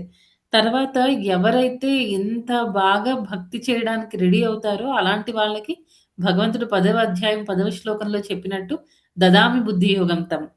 ఎప్పుడు ఏది చేయాలి, ఏది చేయకూడదు అన్నీ కూడా, అంటే భగవంతుడు మనకెప్పుడు ఓన్లీ స్పిరిచ్యువల్‌గానే, ఆధ్యాత్మికంగానే గైడెన్స్ ఇవ్వడం కాదండి. ప్రతి స్టెప్‌లో గూడా మన జీవితంలో ఆధ్యాత్మికంగా, భౌతికంగా అసలు భక్తులకి ఇంకా భౌతిక జీవితం అనేది ఉండదనమాట. వాళ్ళకొక్క ఆధ్యాత్మిక జీవితమే. 2 కలిసిపోతాయి. వాళ్ళకి జీవితం ఒక్కటే, అది ఆధ్యాత్మిక జీవితం. ఎప్పుడూ భగవంతుడిని సాటిస్ఫై చేయడము, ఆయన సర్వీస్‌లో ఉండడము, ఆయనకి ఏదిష్టమో అది చేయడము, ఆయన భక్తుల సేవ చేయడము, ఇంక ఇంతే అన్నమాట వాళ్ళ లోకం. అలా ఉంటారు. నెక్స్ట్ 34వ శ్లోకం చదవండి మాతాజీ. హరే కృష్ణ మాతాజీ. హే ప్రభు, నీ నాభి నుండి వచ్చిన కమలము ద్వారా నీవు సృష్టికి మూలమై ఉన్నావు. ఇంద్రియములకు ఇంద్రియార్థములకు నీవు పరమ నియామకుడవు. సర్వవ్యాపి అయిన వాసుదేవుడు కూడా నీవే. నీవు పరమ శాంతుడువు. స్వప్రకాశ అస్తిత్వం కారణమున నీవు షడ్వికారములచే కలత చెందుకున్నావు. హరే కృష్ణ మాతాజీ. హరే కృష్ణ మాతాజీ. ఇంకెక్కడి నుంచి ఏంటంటే 34వ శ్లోకం నుంచి మనకి ఇక్కడ ఇంకా 33 నుంచే అనుకోవచ్చు. 33 నుంచే మనకి స్టార్ట్ అయిందనమాట. మనకి రుద్రగీత స్టార్ట్ అయిపోయింది. అయితే ఈ శ్లోకంలో ఏం చెప్తున్నారంటే ఇంకా ఇక్కడి నుంచి 34, 35, 36 ఈ 3 శ్లోకాల్లో ఏంటంటే భగవంతుడి వేరియస్ ఫార్మ్స్ ని పూజించడం అన్నమాట. 34వ శ్లోకంలో వాసుదేవుడిని పూజించడం. వాసుదేవుడు దేనికి ప్రిడామినెంట్ డీటీ అంటే మన చిత్తం, కాన్షియస్‌నెస్ అన్నమాట. ఈ మన చిత్తం అనే దానికి ఆయన ప్రిడామినేటింగ్ డీటీ. అయితే ఇక్కడ ఏం చెప్తున్నారంటే, ఇక్కడ మెయిన్ ఎందుకు శివుడు ఈ శ్లోకాన్ని చెప్పారు అంటే, మన చిత్తం ఎప్పుడు ఎలా ఉండాలండి?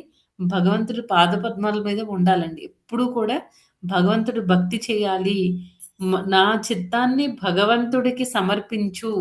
ఆహ్, నీ పాదపద్మముల దగ్గర పెట్టుకో అని భగవంతుడిని ప్రార్థించడం అన్నమాట ఇక్కడ శివుడు. అయితే ఆహ్, మనకి మచ్చిత్త మద్గత ప్రాణ బోధయంతః పరస్పరం ఆ శ్లోకంలో వచ్చింది. మనకి భగవద్గీతలో కూడా చాలా సార్లు వస్తుందన్నమాట. మన ఆలోచనలు, తర్వాత మన మైండ్ ఎప్పుడు ఎక్కడుండాలండి? భగవంతుడు పద్మముల దగ్గర ఉండాలి. భగవంతుడు సర్వవ్యాపి అన్నమాట. తర్వాత మనం ఓన్లీ అంటే సెంటిమెంటల్‌గా వెళ్ళకూడదండి దేవుడి దగ్గరికి. సెంటిమెంటల్‌గా వెళ్ళేటప్పుడు ఏమవుతుందంటే నాలెడ్జ్‌తో వెళ్ళాలి. జ్ఞానంతో వెళ్ళాలన్నమాట. అందుకే మనం ఈ స్క్రిప్చర్స్ చదవండి, చదవండి అని మనకి ప్రభుపాదుల వారు ఎన్నో సార్లు చెప్తున్నారు. లేకపోతే ఏమవుతుంది సెంటిమెంటల్‌గా వెళ్ళేటప్పుడు ఈరోజు మనం కృష్ణుడు దేవాది దేవుడు అని అంటున్నాము. వేరే వాళ్ళొచ్చి కృష్ణుడు కాదు దుర్గాదేవి ఆవిడ మొత్తం ముగ్గురు అమ్మలకి ఆవిడే అమ్మ. కాబట్టి మనం దుర్గాదేవి అందరికి టాప్ మోస్ట్ అందరికి అలా చేయకూడదన్నమాట. మనం కరెక్ట్‌గా అర్థం చేసుకోవాలి. అందుకే ఏంటంటే మనం చిత్త అనేది ఎప్పుడు కూడా మన కాన్షియస్‌నెస్ అనేది ఎలా ఉండాలండి? భగవంతుడి మీదే ఉండాలన్నమాట. మనం భగవంతుడి మీద ఎప్పుడు పెడతాము? ఎప్పుడైతే మనకి హయ్యర్ టేస్ట్ అనేది వస్తూ ఉంటుందో, భక్తి చేసేటప్పుడు ఫస్ట్ మనం ఇందాక స్టేజెస్ చెప్పుకున్నట్టు ఎన్నో అనర్థాలు బయటకొస్తూ ఉంటాయన్నమాట. వాటిని చూసి డిస్టర్బ్ అవ్వకూడదు. ఓకే. ఎన్నో జన్మల్లో ఉండిపోయాయి నాలో ఈ అనర్థాలన్నీ కూడా క్లియరెన్స్ జరుగుతుంది. జరగని అని మనం యాక్సెప్ట్ చేసేయాలన్నమాట. యాక్సెప్ట్ చేసి ఆ ఫేజ్ అనేది చాలా టఫెస్ట్ స్టేజ్ అండి అనర్థ నివృత్తి. అంత ఈజీ కాదు.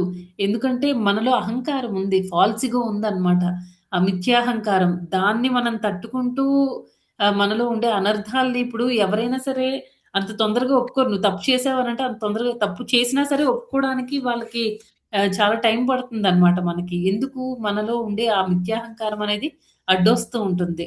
అలా ఏంటంటే ఇక్కడ ఈ శ్లోకంలో ఈ శివుడేమో వాసుదేవుడిని ప్రార్థిస్తున్నారనమాట. ఏమని ప్రార్థిస్తున్నారు అంటే, నా చిత్తాన్ని భగవంతుడి యొక్క ఆ పాదపద్మముల మీద ఉంచు. భగవంతుడి ఎప్పుడు కూడా మారిపోకూడదనమాట. నాకు కాన్షియస్‌నెస్ అనేది భగవంతుడి నుంచి డైవర్ట్ అవ్వద్దు. భగవంతుడి మీదే ఉండాలి. ఫోకస్డ్‌గా ఉండాలి. నా భక్తి జీవితం భగవంతుడి కృష్ణ కాన్షియస్ వేలో నేనుండాలి అని ప్రార్థిస్తున్నారనమాట. నెక్స్ట్ 35వ శ్లోకం చదవండి మాతాజీస్. అంటే ఇప్పుడు మాతాజీస్ యాక్చువల్‌గా మీరందరూ ఈ భాష్యం చదివితే ఎన్నో విషయాలొస్తాయన్నమాట. అవన్నీ మనకు అర్థమవుతాయి. కాకపోతే నేను ఎలా చెప్తున్నానంటే, ప్రతి శ్లోకానికి ఎవరిని పూజిస్తున్నారు, దానికి ఎందుకు అంటే ఇక్కడ శివుడి పర్పస్ ఏంటి? అలా ఆ పర్టిక్యులర్ ఫార్మ్ ఆఫ్ కృష్ణాని పూజ చేయడానికి ఆయనకి కావాల్సిన పర్పస్ ఏంటి? అలా మనం చెప్పుకుంటున్నాం అన్నమాట. అందుకే పర్పట్‌లో భాష్యంలో ఉండే పాయింట్స్ అన్నీ కవర్ చేయాలి అంటే మనకి చాలా టైం పట్టేస్తుందండి.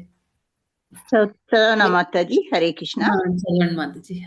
ఓ దేవా, సూక్ష్మతత్వములకు మూలమే గాక లయకారకుడును అయినట్టి సంకర్షణుడు నీవే. బుద్ధికి అధిష్టాతయగు పత్యముడవు నీవే.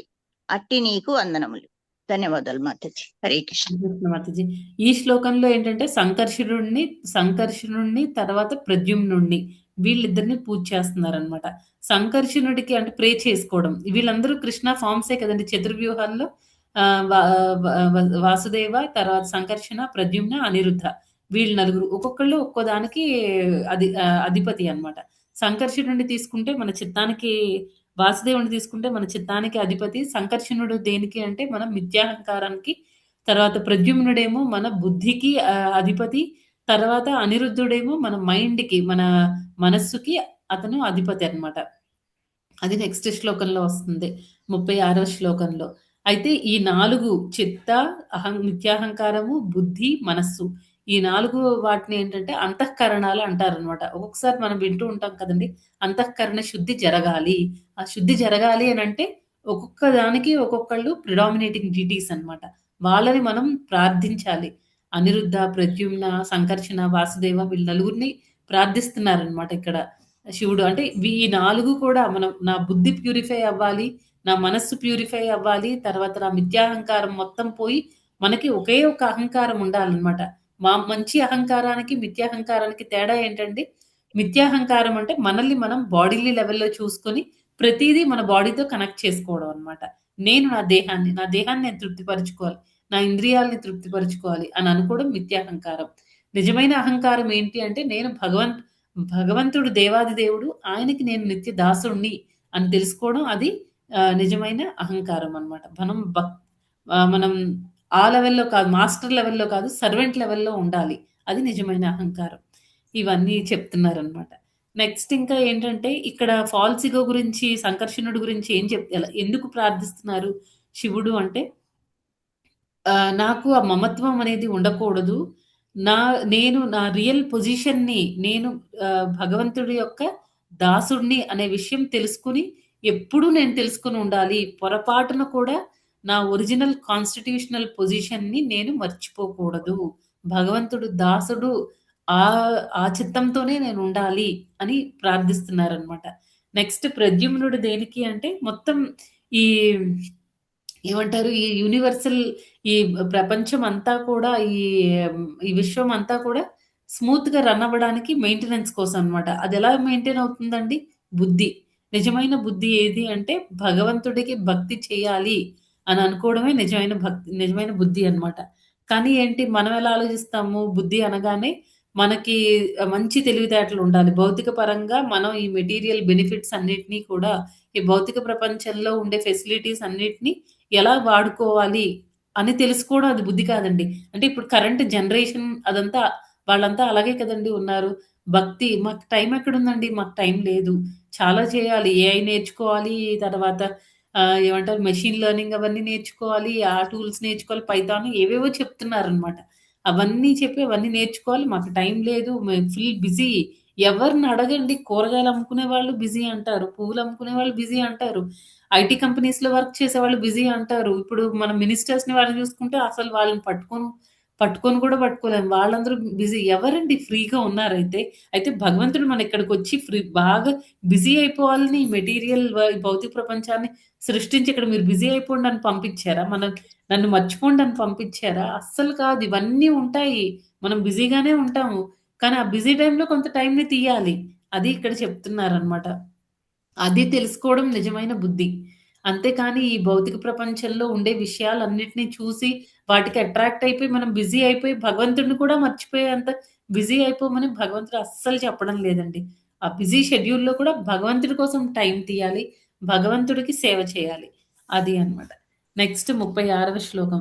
నేను చదువుతాను మాతాజీ. హరే కృష్ణ. 36 చదవండి మాతాజీ. దండవత్ ప్రణామాలు మాతాజీ. హే ప్రభు పరమ అధిష్టాతయగు అనిరుద్ధుడు రూపమున నీవు మనో ఇంద్రియములకు ప్రభువై ఉన్నావు. అనిరుద్ధుడు అట్టి నీకు మరలా మరలా వందనములను అర్పించుచున్నాను. ముఖము నుండి బయలువేడలెడి అగ్నిచే సమస్త సృష్టిని నశింపచేతువు కనుక నీవు అనంతుడు సంకర్షణుడ నీవు తెలియబడదు. Thank you Mataji. హరే కృష్ణ. దండవత్ హరే ప్రణామాలు. కృష్ణ మాతాజీ. ఈ శ్లోకంలో ఏం చెప్తున్నారంటే అనిరుద్ధుడికి ప్రార్థిస్తున్నారు. శివుడు ప్రార్థిస్తే ఏం చెప్తున్నారంటే అనిరుద్ధుడు మైండ్‌కి మన మనస్సుకి అతను అధిపతి. తర్వాత ఏంటంటే మైండ్ ఎప్పుడు కూడా ఇప్పుడు మైండ్ అనేది ఎలా ఉండాలంటే మొత్తం ఇంద్రియాలన్నిటిని కూడా ఇంద్రియ విషయాల నుంచి బయటికి తీసి ఆ ఇంద్రియాలని భగవంతుడి మీద ఫోకస్ పెట్టేటట్టు మైండ్ కంట్రోల్ చేయాలన్నమాట. అది నాకు ప్రసాదించు అని అడుగుతున్నారు. ఎప్పుడు కూడా నా మైండ్ అనేది భగవంతుడి యొక్క పాద పద్మములకి కనెక్ట్ అయ్యి ఉండాలి. భగవంతుడి పాద పద్మాలని ప్రార్థిస్తూ ఉండాలి నా మైండ్. తర్వాత మనకి అన్ని రకాల ఇక్కడ ఇంకొక పాయింట్ ఏం చెప్పారంటే భగవంతుడిని రిషికేషన్ అని కూడా అంటారు కదండీ! మన ఇంద్రియాలన్నిటిని కూడా భగవంతుడి సేవలో నియుక్తం చేయాలి అనంటే మనం ఆ రిషికేశుడిని మనం ప్రార్థించాలన్నమాట. అప్పుడే మన ఇంద్రియాలు, బుద్ధి తర్వాత మనస్సు, మిథ్యాహంకారం ఇవన్నీ కూడా భగవంతుడి సేవలో నిమగ్నమై ఉంటాయి. ప్రతిదాన్ని కూడా భగవంతుడి సేవలో పెట్టండి అని అడుగుతున్నారనమాట ఇక్కడ శివుడు. నెక్స్ట్ ఈ 4 వాటిని అంతఃకరణాలంటారండి. చిత్త, అహంకారము, బుద్ధి, మనస్సు. తర్వాత వీటన్నిటికి సంబంధించిన ప్రిడామినేటింగ్ డీటీస్ గురించి వాటన్నిటిని కూడా ఈ అంతఃకరణాలు భగవంతుడి భక్తిలో ఎలా పెట్టాలి అనే దాని గురించి ప్రార్థిస్తున్నారు. ఇప్పుడు నెక్స్ట్ ఇక్కడి నుంచి ఏంటంటే సూర్యుడు, అగ్ని, సోముడు, తర్వాత హిరణ్యగర్భుడు, విరాట్ రూపము, భగవంతుడి యొక్క విరాట్ రూపము, వాయువు, తర్వాత నభ వీళ్ళందరికీ ప్రార్థించడం అన్నమాట. ఫైనల్‌గా 41, 42 శ్లోకాల్లో భగవంతుడిని ప్రార్థించడం అనేది జరుగుతుంది. చదవండి మాతాజీ 36. మాతాజీ దండవత్ ప్రణామ్. దండవత్ ప్రణామం మాతాజీ. హే ప్రభు, పితృలోకమునకు దేవతలకు నీవే పోషకుడవు, చంద్రలోకమునకు అధిష్టాతువు, 3 వేదములకు అధిపతివి నీవే, సమస్త జీవుల తృప్తికి నీవే మూల కారణము, అట్టి నీకు వందనములు. Thank you Mataji. హరే కృష్ణ. 37 చదివారు కదా మాతాజీ? 37 చదవలేదు మాతాజీ. చదవలేదు మాతాజీ, 37 చదవలేదు. 37 బదులు 37 చదివాను మాతాజీ, సారీ. 37 చదవండి మాతాజీ. ఓకే మా, హరే కృష్ణ మాతాజీ. హరే ఓ కృష్ణ. దేవా, ఓ దేవా అనిరుద్ధ, నీ అనుజ్ఞ చేతనే స్వర్గ మోక్ష ద్వారములు తెరుచుకొనగలవు. జీవుని పవిత్ర హృదయమున నీవెల్లప్పుడూ నిలిచియుందువు, అట్టి నీకు వందనములు. హిరణ్య వీర్యుడవైనందున నీవు అగ్ని రూపమున చాతుర్హోత్రాది యజ్ఞములకు తోడ్పడుదువు, అట్టి నీకు వందనము కావించుచున్నాను. హరే కృష్ణ మాతాజీ. హరే కృష్ణ మాతాజీ. ఇక్కడ 36, 37 శ్లోకంలో ఏంటంటే సూర్యుడిని, అగ్నిని ప్రార్థించడం అన్నమాట. సూర్యుడు ఏంటంటే కళ్ళుకి సంబంధించిన దేవుడు, అండ్ అగ్ని ఏమో మన మాటకి సంబంధించినవాడు అనమాట. అయితే ఇక్కడ శివుడు ఏమని ప్రార్థిస్తున్నారు అని అంటే కళ్ళు ఎప్పుడు కూడా భగవంతుడి యొక్క రూపాన్ని చూస్తే ప్యూరిఫై అవుతాయి, అలాంటి రూపాన్ని నాకు ఎప్పుడు చూపించు అని అడుగుతున్నారు. నెక్స్ట్ అగ్నికి ఎలాగ పూజ అంటే మన మాట ఎప్పుడు కూడా ఏంటంటే భగవంతుడి నామాన్ని, నా మాట ఎప్పుడు భగవంతుడి నామాన్నే జపించాలి అన్నట్టుగా పూజ చేయడం అనమాట. అది అక్కడ ఈ ప్రేయర్ కి మెయిన్ పర్పస్ అనమాట. నెక్స్ట్ 38 చదవండి మాతాజీ. 38 చదివేశారు మాతాజీ. కృష్ణ మాతాజీ మాతాజీ. చదివారు. అవును మాతాజీ. 38 అయిపోయిందా? ఓకే, అయిపోయింది, చదివేశారు. ఓకే. 39, 40 శ్లోకాలు చదవండి మాతాజీ. ఇద్దరు హరే అంటే కృష్ణ ఇద్దరు మాతాజీ. మాతాజీ దండవత్ ప్రణామం మాతాజీ. ఓ దేవా, నీవు విరాట్ రూపడవు, ఆ రూపమునందే జీవులు దేహము అన్నీను నెలకొని ఉన్నవి, 3 లోకములను పాలించిన వాడైన నీవే మనస్సును, ఇంద్రియాలను, దేహమును వాని అందలి ప్రాణమును నిలుపున వాడవు, అట్టి నీకు వందనములు. 40 శ్లోకం. హరే కృష్ణ. హే ప్రభుజీ. వేరే వాళ్ళు చదవనివ్వండి ప్రభుజీ, వేరే ప్రభుజీలు ఏమన్నా చదువుతారు. హరే కృష్ణ మాతాజీ. మాతాజీ చదవనా? చదవండి ప్రభుజీ. హరే కృష్ణ. హే ప్రభు, నీ దివ్యవాణిచే సమస్తము యొక్క నిజమైన అర్థమును నీవు వెల్లడి చేయదు. అంతర్బాహ్యములందు వ్యాపించి ఉన్నట్టి ఆకాశము నీవే అయి ఉన్నావు. ఈ భౌతిక జగత్తునందు మరియు దీనికి పరముగను వనరించబడడి సమస్త పుణ్యకర్మల లక్ష్యము నీవే, అట్టి నీకు మరల నమస్కరించుచున్నాను. హరే కృష్ణ మాతాజీ. హరే కృష్ణ ప్రభుజీ. అయితే ఇప్పుడు 36 నుంచి 40 వరకు మనం అన్ని శ్లోకాలు ఒకసారి అంటే అక్కడ శివుడు మెయిన్ పర్పస్ ఏంటి, ఆ శ్లోకాలు, ఆ ప్రేయర్స్ చేయడంలో అనే దాని గురించి తెలుసుకుందామండి. ఇక్కడ 36, 37 శ్లోకాల్లో ఏంటంటే సూర్యుడిని, అగ్నిదేవుడిని ప్రార్థించారనమాట. సూర్యుడు దేనికి అంటే మన కళ్ళకి. ఇప్పుడు అంబరీష్ మహారాజ్ గురించి చెప్పుకున్నాం కదండి, కళ్ళు ఎప్పుడు భగవంతుడి రూపాన్ని చూడాలి, అలా నన్ను ఉంచు అని ఇక్కడ శివుడు ప్రార్థిస్తున్నారనమాట.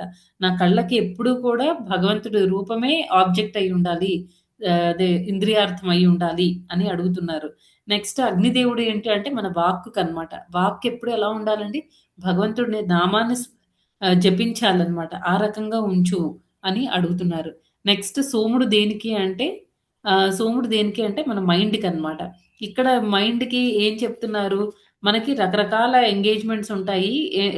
ఎందుకంటే మనం ఇప్పుడు పితృదేవతలకు కానీ దేవి దేవతలకి మనం ఎన్నో రుణాలు ఉండిపోతాయి అన్నమాట. ఇప్పుడు ఎప్పుడైతే మనం భగవంతుడికి పూజ చేస్తామో మనకు ఆ రుణాలన్నిటి నుంచి కూడా మనకి విముక్తి కలుగుతుందన్నమాట. ఆ రకంగా విముక్తి కలిగేటట్టు భగవంతుడి పట్ల నా మనస్సు ఎప్పుడు కూడా కనెక్ట్ అయి ఉండాలి అని అడుగుతున్నారు. నెక్స్ట్ ఇంకొకటి ఏంటి అంటే టేస్ట్ అన్నమాట. మనకి ఆ రుచి కూడా ఎలా ఉండాలండి? భగవంతుడి నామం చెప్పేటప్పుడు నేను ఆ రుచిని ఆస్వాదించాలి. ఇది చాలా కష్టం కదండీ! మనం ఎన్నో సంవత్సరాల నుంచి మనం చాంటింగ్ చేస్తున్నాము. మనకొచ్చిన టేస్ట్ చాలా తక్కువనమాట. కానీ ఇక్కడ ఏం చెప్తున్నారు? నీ నామం జపించేటప్పుడు నీ నామం పట్ల నాకు అట్రాక్షన్ ఉండాలి. ఆ రుచిని నేను ఆస్వాదించాలి అని ఇక్కడ శివుడు ప్రార్థిస్తున్నారనమాట. నెక్స్ట్ హిరణ్యగర్భుడు. హిరణ్యగర్భుడు అంటే ఏంటండి? మనకి ఈ భగవంతుడిలో ఏంటంటే, ఇప్పుడు మన దేహం తీసుకున్నామనుకోండి, మన దేహంలో ఎన్నో సెల్స్ ఉంటాయి, మైక్రో ఆర్గానిజమ్స్ ఉంటాయి, చిన్న చిన్న సూక్ష్మ జీవులుంటాయి, రకరకాల కణాలతో మన బాడీ చేయబడింది. అలాగే ఏంటంటే, మన బాడీ ఏ రకంగా అయితే రకరకాల కణాలతో, తర్వాత ఈ సూక్ష్మ జీవులతో తయారు చేయబడిందో, అలాగే ఏంటంటే, భగవంతుడి శరీరంలో ఏముంటాయండి, ఎన్నో రకాల జీవరాశులుంటాయన్నమాట. అందుకే ఆయన్ని ఏమంటారు హిరణ్యగర్భుడు అని అంటారనమాట. అయితే ఇవన్నిట్లో కూడా అంటే మన అదే కాదు ఇంకా విరాట్ రూపం తీసుకున్న భగవంతుడు విరాట్ రూపం చూపించినప్పుడు ఏం చెప్పారండి? అన్ని లోకాలు కూడా భగవంతుడిలో కనిపిస్తాయి. అందరి దేవుళ్ళు కూడా భగవంతుడిలో కనిపిస్తారనమాట. ఆ యుద్ధ రంగంలో ఉన్న ఈ ఈ కౌరవులు, పాండవులు అందరూ కూడా విరాట్ రూపంలో కనిపిస్తారు. కదండీ! అయితే ఇక్కడ ఏం చెప్తున్నారంటే మొత్తం అన్నీ నా బాడీలో ఉన్న ప్రతి కణము కూడా నీ సేవలో ఉండాలి. చూడండి అసలది ఆర్గన్స్ కాదు, అవయవాలు కాదండి. ప్రతి కణము, నా బాడీలో ఉన్న ప్రతి చిన్న పార్టికల్ కూడా నీ సేవలో ఉండాలి. అది కోరుకుంటున్నారనమాట. నెక్స్ట్ ఇంకా వాయువుకి కూడా పూజ చేశారనమాట. విరాట్ రూపం తర్వాత వాయువు వస్తుంది. ఆ వాయువు గురించి ఏం చెప్తున్నారంటే మనకి భగవంతుడు ఆహ్, ప్రొటెక్టర్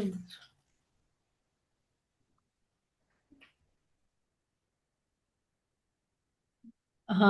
ఈ వాయువుతో ఏంటంటే భగవంతుడి స్పర్శ అనేది మనకి ఆ సాఫ్ట్‌నెస్ అనేది నాకు తెలియాలి అని కోరుకుంటున్నారనమాట. మన స్పర్శ అనేది అంటే భగవంతుడిని స్పృశించేటట్టు ఆ అవకాశం ఇవ్వమని ఆహ్, అది ఫీల్ అవ్వాలనమాట. నిజంగా స్పృశించలేం కదండీ! భగవంతుడిని స్పృశిస్తే ఆయన బాడీ ఎంత సాఫ్ట్‌గా ఉంటుందో అది నేను ఫీల్ అవ్వాలి అని కూడా అడుగుతున్నారిక్కడ. నెక్స్ట్ నభ అంటే సౌండ్‌కి కోసం అనమాట. అంటే ఏంటి? మనం ఎలాంటి సౌండ్ వినాలండి? ఏదో ఇప్పుడు బయట మనం వింటూ ఉంటాము. రకరకాల సినిమా పాటలు అలాంటి సౌండ్ కాదండి. ఇక్కడ ఏం కోరుకుంటున్నారంటే శివుడు ఆహ్, నీ మంత్రాన్ని జపించేటప్పుడు లేతే నీ నామాన్ని జపించేటప్పుడు ఆ సౌండ్ వైబ్రేషన్ స్వీట్‌నెస్ ఉంటుంది గదా! అది నా చెవులకి చాలా బాగా ఎక్కువ వినిపించాలి. అంటే నేను అంత అబ్జార్బ్ అయిపోవాలి అని అడుగుతున్నారనమాట. నెక్స్ట్ 41, 42 శ్లోకాలు. ఎవరైనా ఇద్దరు చదవండి మాతాజీ సెంట్రల్ ప్లీజ్. హరే కృష్ణ మాతాజీ 41 చదువుతున్నాను. చదవండి మాతాజీ. హే ప్రభు, పుణ్య ఫలములను వీక్షించు వాడవు నీవే. ప్రవృత్తి నివృత్తి తత్పరిణామ కర్మలు కూడా నీవే. అధర్మము వలన కలిగేడి దుఃఖమయ జీవన స్థితులకు నీవే కారణము కనుక నీవే మృత్యువై ఉన్నావు. అట్టి నీకు నమస్కారములు. హరే కృష్ణ మాత, ధన్యవాదములు. హరే కృష్ణ మాతాజీ 42 చదువుతానండి. దేవా దేవదేవా పరమ వరదాయకుడవు భోక్తలలో పరమ భోక్తవు నీవే. సమస్త కారణములకు పరమ కారణమైన శ్రీకృష్ణుడవు కనుక నీవే సాంఖ్యయోగ తత్వమునకు అధిపతివి. సమస్త ధర్మములలో నీవే సర్వోత్కృష్ట ధర్మమై అనగా దివ్యమైన మనస్సు అయి ఉన్నావు. నీ బుద్ధి ఏ పరిస్థితి అందైనను నిరోధింపబడదు. అట్టి నీకు పదే పదే నమస్కరించుచున్నాను. Thank you Mataji. హరే కృష్ణ. హరే కృష్ణ మాతాజీ. మాతాజీ చదివిన వాళ్ళందరూ హ్యాండ్స్ డౌన్ చేయండి. చదవని వాళ్ళకి అవకాశం ఇవ్వండి మాతాజీ. ఓకే. నెక్స్ట్ ఇప్పుడు 41, 42 శ్లోకాల్లో ఏంటంటే డైరెక్ట్‌గా దేవాది దేవుడికి ఇంతవరకు మనం ఏం చూసామండి? మొదటి 4 శ్లోకాల్లో ఆ చతుర్వ్యూహాలకి ప్రార్థించారు. నెక్స్ట్ ఏమో వాయువు, తర్వాత సూర్యుడు, అగ్నిదేవుడు, సోముడు, తర్వాత హిరణ్యగర్భుడికి, తర్వాత భగవంతుడి యొక్క విరాట్ రూపానికి, అలాగా మొత్తం నభాకి వీళ్ళందరికీ ప్రార్థిస్తూ ఇప్పుడు డైరెక్ట్‌గా భగవంతుడి దగ్గరికి వచ్చారనమాట శివుడు. ఇక్కడ ఏం చెప్తున్నారంటే ప్రతి దానికి కారణభూతుడు మీరే అని చెప్తున్నారు. తర్వాత ఎవరైనా అధర్మం చేస్తున్నా, ధర్మ మార్గాన్ని నడుచుకున్నా, తర్వాత ఎవరైనా ఈ మృత్యువు గురించి దానికి సంబంధించినవి అన్నీ కూడా మీరే అన్నమాట. మీ వల్లే ఇవన్నీ జరుగుతున్నాయి. ప్రతీది మంచి, చెడు, సుఖానికి, దుఃఖానికి అన్నిటికీ కూడా కారణం మీరే.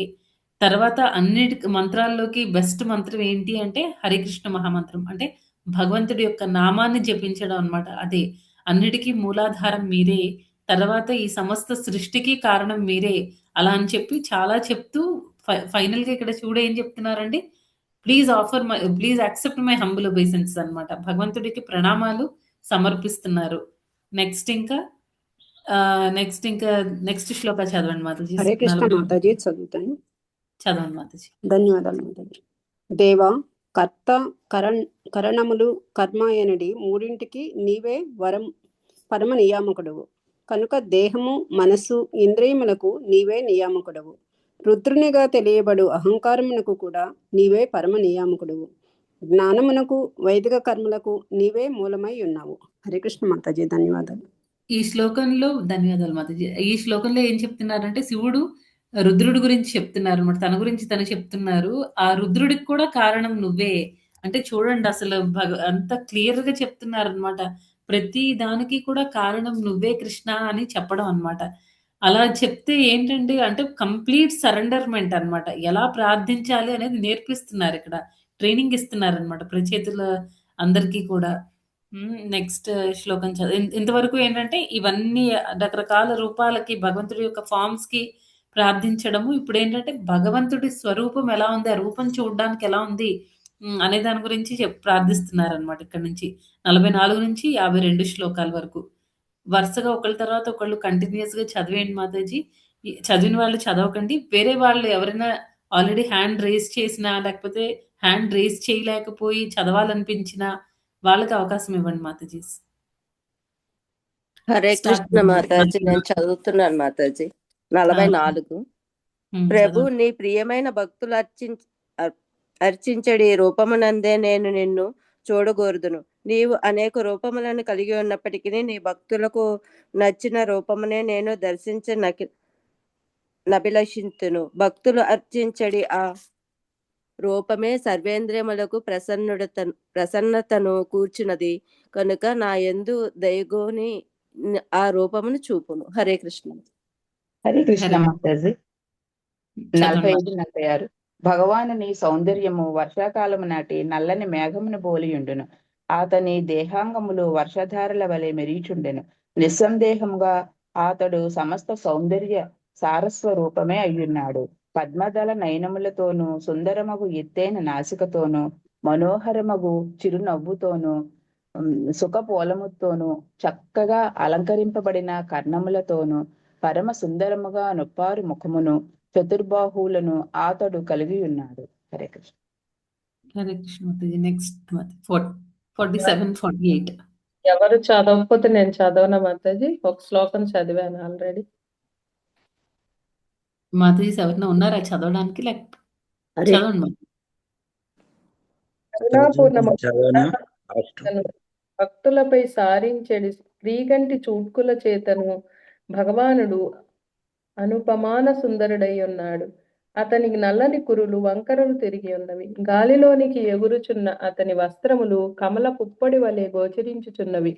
తేజోమయమగు కుండలములు, దేదీప్యమానమగు కిరీటము, కంకణములు, వనమాల, నూపురములు, మొలత్రాడు మరి ఇతర ఆభరణములన్నీను శంఖ చక్ర గదా పద్మములతో కలిసి అతని వక్షస్థలమున గల కౌస్తుభమణి సహజ శోభను ఇనుమడింపజేయునట్లుగానున్నది. Thank you Mataji. హరే కృష్ణ. హరే కృష్ణ మాతాజీ. 49. హరే కృష్ణ మాతాజీ. నేను చదవనా? చదవండి మాతాజీ. భగవానుని స్కందములు సింహ స్కందములను పోలియుండును. ఆ స్కందముల మీదుగా పూమాలలు, హారములు, వంకరలు తిరిగిన కేశములు వేలాడుచు మిగుల మెరియుచుండును. ఇవే కాక కౌస్తభమణి శోభ కూడా దర్శనీయమై ఉన్నది. లక్ష్మీదేవి చిహ్నమైన శ్రీవత్స రేఖలు ఆ దేవదేవుని నల్లని వక్షస్థలముపైనున్నవి. ఆ రేఖలు తేజము వరిపిడి రాయిపైనున్న బంగారు రేఖల సౌందర్యమును అతిశయించుచున్నది. నిస్సందేహముగా అట్టి సౌందర్యము వరిపిడి రాయినే తిరస్కరించుచున్నది. హరే కృష్ణ మాతాజీ. హరే కృష్ణ మాతాజీ. సుబ్బరామయ్య ప్రభు మీరు ఇందాక చదువుతానన్నారు కదా, చదవండి ప్రభు. మాతాజీ. భగవానుని ఉదరము 3 ముడతలు కలిగి అతి సుందరముగా నుండును. గుండ్రముగా నుండి అది అశ్వత్థ వృక్ష పత్రమును పోలి ఉండును. అతడు శ్వాసించున్నప్పుడు ఆ ముడతల చలనము అతి శోభాయమానముగా కనపట్టును. అతని నాభి ఎంత లోతుగానున్నదనగా సమస్త విశ్వము దాని నుండి ఉద్భవించి తిరిగి దాని యందే ప్రవేశింపగోరినట్లు గోచరించును. హరే కృష్ణ మాతాజీ. హరే కృష్ణ ప్రభుజీ. మాతాజీ ఎవరైనా 51 చదవండి మాతాజీ. చదవమంటారా మాతాజీ? చదివానండి. ఎవరు లేకపోతే హరే కృష్ణ. హరే కృష్ణ. దేవదేవుని 51. దేవదేవుని కటి ప్రదేశము శ్యామల వర్ణముతో ఉప్పారుచు పీత వసనములతోనూ స్వర్ణ మేకములతోనూ కప్పబడి ఉన్నది. అతని సమాన పాదపద్మములు పిక్కలు, ఊరువులు, జానువులు అసాధారణ సౌందర్యముతోనున్నవి. నిస్సందేహముగా దేవదేవుని సమస్త దేహము బహు సుందరముగా గోచరించును. హరే కృష్ణ. హరే కృష్ణ మాతాజీ. 52 చదవండి మాతాజీ. చదవమంటారా మాతాజీ? హరే కృష్ణ. నాగం సునీత మాతాజీ అన్మ్యూట్ చేసినట్టు. దేవా నీ చరణములు. 53 మీరు చదవండి లక్ష్మీ మాతాజీ. ఓకే మాతాజీ. దేవా నీ చరణములు శరత్కాల పద్మ దళములను పోలి బహు సుందరముగా గోచరించును. నీ చరణ కమలముల నక కాంతి బద్ధజీవుని హృదయమునందలి అంధకారమును శీఘ్రమే తొలగించి వేయును. హే ప్రభు, భక్తుని హృదయము నుండి సమస్త అంధకారమును తొలగించి వేసడి అట్టి నీ రూపమునే దయతో నాకు చూపుము. నీవే ఎల్లరకు పరమ గురుడవు కనుక అజ్ఞానాంధకారముచే కప్పబడిన బద్ధజీవులందరూ నీ వంటి గురువు ద్వారా జ్ఞానవంతులగుదురు. Hare Krishna Mataji. Thank you Mataji. Hare Krishna Mataji. Next 50. Hare Krishna Mataji. చదవమంటారండి? ఇందాక లక్ష్మీ మాతాజీ హ్యాండ్ రేజ్ చదువుతానన్నారు మాతాజీ. అదేనండి, లక్ష్మి అంటే ఓకే మాతాజీ. హరే కృష్ణ. చదవమనండి మాతాజీ. మాతాజీ చదువుతారా లక్ష్మీ మాతాజీ, లేకపోతే లక్ష్మీ శ్రీనివాస్ మాతాజీ చదవనా? అదే నేనేనండి లక్ష్మీ మాతాజీని. హరే కృష్ణ. ఓకే ఓకే, ఇంకో లక్ష్మీ మాతాజీ ఉన్నారు, చదవమనండి. హరే కృష్ణ. చదువుతున్నా మాతాజీ. డిస్టర్బెన్స్ అవుతుంది మాతాజీ. కంటిన్యూగా చదవమన్నారు మాతాజీ, డిస్టర్బ్ కాకుండా. దయచేసి కంటిన్యూగా చదవండి. అస్తిత్వమును పవిత్రమైన మనర్చు కొన్న గోరువారు పైన వివరించినట్లుగా నీ పాద పద్మములనే నే నిత్యము నిరంతరము నెలకొను వలెను. స్వధర్మ పాలన యందు శ్రద్ధ కలిగిన వారు భయ దూరులు కాగోరిన వారు ఈ భక్తి యోగ విధానమునే చెప్పుట వలనే. హరే కృష్ణ మాతాజీ. దండోత్ప్రణామం. హరే కృష్ణ మాతాజీ. దండోత్ప్రణామం. అయితే ఈ 44 నుంచి 52 వరకు చూస్తే భగవంతుడి రూపాన్ని గ్లోరిఫై చేస్తున్నారండి శివుడు. ఏం చేస్తున్నారు? 44వ శ్లోకంలో భగవంతుడి యొక్క రూపం గురించి మాట్లాడుతున్నారనమాట. నీ రూపం భక్తులకి చాలా ప్రియంగా ఉంటుంది. తర్వాత భక్తులు అంటే భగవంతుడి యొక్క ప్రతి ఆర్గన్ కూడా చాలా అందంగా ఉంటుంది అని చెప్తున్నారనమాట. నెక్స్ట్ ఇంకా భగవంతుడి కలర్ ఎలా ఉంటుంది? శ్యామ సుందరుడు అని అంటారని. జస్ట్ మనకి వర్షం పడే ముందు ఆ మేఘాలని ఏ కలర్ లో ఉంటాయో భగవంతుడు ఆ కలర్ లో ఉంటారని, ఆయన భుజాలు చాలా లాంగ్ ఆజానుబాహుడు అని చెప్తున్నారు. నెక్స్ట్ ఇంకా ఆయన ముఖం చాలా అట్రాక్టివ్ గా ఉంది. ఎంత అందంగా అంటే ఈ ప్రపంచంలో ఉన్న అందమంతా కలిపినా సరే భగవంతుడి అందంతో సమానం కాదు అని చెప్తున్నారు. తర్వాత ఆయన కళ్ళేమో పద్మం యొక్క రేకుల్లాగా ఉన్నాయని చెప్తున్నారు. తర్వాత ముక్కు ఎలా ఉంది, తర్వాత ఇంకా ఐబ్రోస్ ఎలా ఉన్నాయి, వీటన్నిటిని కూడా పళ్ళు చాలా చక్కగా అమర్చబడి ఉన్నాయి అని చెప్పి, ఫోర్ హెడ్ కూడా ఆయన నుదురు భాగం కూడా చాలా అందంగా ఉంది అని చెప్తున్నారు. తర్వాత ఈ చెవులు వాటికి పెట్టిన కుండలాల గురించి మాట్లాడుతున్నారు. తర్వాత భగవంతుడి ఆయనకున్న రింగుల జుట్టు ఉంటుంది కదండి, అది భగవంతుడి మీద ఇంకా అందంగా, భగవంతుడికి ఇంకా అందాన్ని కలిగిస్తుందని. యాక్చువల్లీ మనం ఒక్కొక్కసారి చెప్తాం కదండి, మనం వేసుకునే వస్త్రాలు కాదు, ఆ వస్త్రాలకి అందం వస్తుంది అని. అది అలా ఉన్నారనమాట భగవంతుడు. తర్వాత ఆయన ఈ వేసుకున్న బట్టలు ఎలా ఉన్నాయి అని అంటే, ఇప్పుడు పట్టు పీతాంబరాలు కదండి, ఎల్లోయిష్ కలర్ లో ఉంటాయి కదా. ఇప్పుడు లోటస్ ఫ్లవర్ మనకి మధ్య భాగం కూడా అలాగే యెల్లో కలర్‌లో ఉంటుంది కదా! దాంతో కంపేర్ చేస్తున్నారు. తర్వాత ఇంకా ఆయన వేసుకున్న కిరీటము, తర్వాత బ్రేస్లెట్స్, తర్వాత మెడలో వేసుకున్న నెక్లెస్ కానివ్వండి, తర్వాత కాళ్ళకి పెట్టుకున్న యాంక్లెట్స్, తర్వాత అన్నీ కూడా చాలా చాలా బావున్నాయి. చాలా అందంగా ఉన్నాయి. భగవంతుడికి అవన్నీ కలిపి ఇంకా అందంగా కనిపిస్తున్నారు. అవన్నీ వేసుకొని అని చెప్తున్నారు. నెక్స్ట్ ఇంకా ఏంటంటే భగవంతుడు భుజాలెలా ఉన్నాయి, ఆయన చెస్ట్ పార్ట్ ఎలా ఉంది, ఉదర భాగం ఎలా ఉంది, ఆయన నాభి గురించి డిస్క్రైబ్ చేశారు. తర్వాత ఇంకా ఆయన తొడలు భాగం, ఊరువులు వీటన్నిటి గురించి చెప్పారు. నెక్స్ట్ ఇంకా భగవంతుడి లోటస్ ఫీట్‌తో ఆపారనమాట. భగవంతుడి పాద పద్మములతో ఆపారు. అయితే ఇక్కడ మీరొకటి అబ్జర్వ్ చేయాలనమాట. జనరల్‌గా మనం భగవంతుడిని దర్శనం చేసుకునేటప్పుడు ఏం చేస్తామండి, పాద పద్మాల నుంచి అలా వెళ్తూ పైకెళ్ళి మనం భగవంతుడి యొక్క ముఖార విందం ఎలా ఉంది అనేది చూస్తాం. కానీ ఇక్కడ శివుడు డిస్క్రైబ్ చేసినప్పుడు పైనుంచి కిందకి చేశారనమాట. దానికి కారణం ఏంటి అంటే నాకైతే ఎక్కడ దొరకలేదు మాతాజీస్.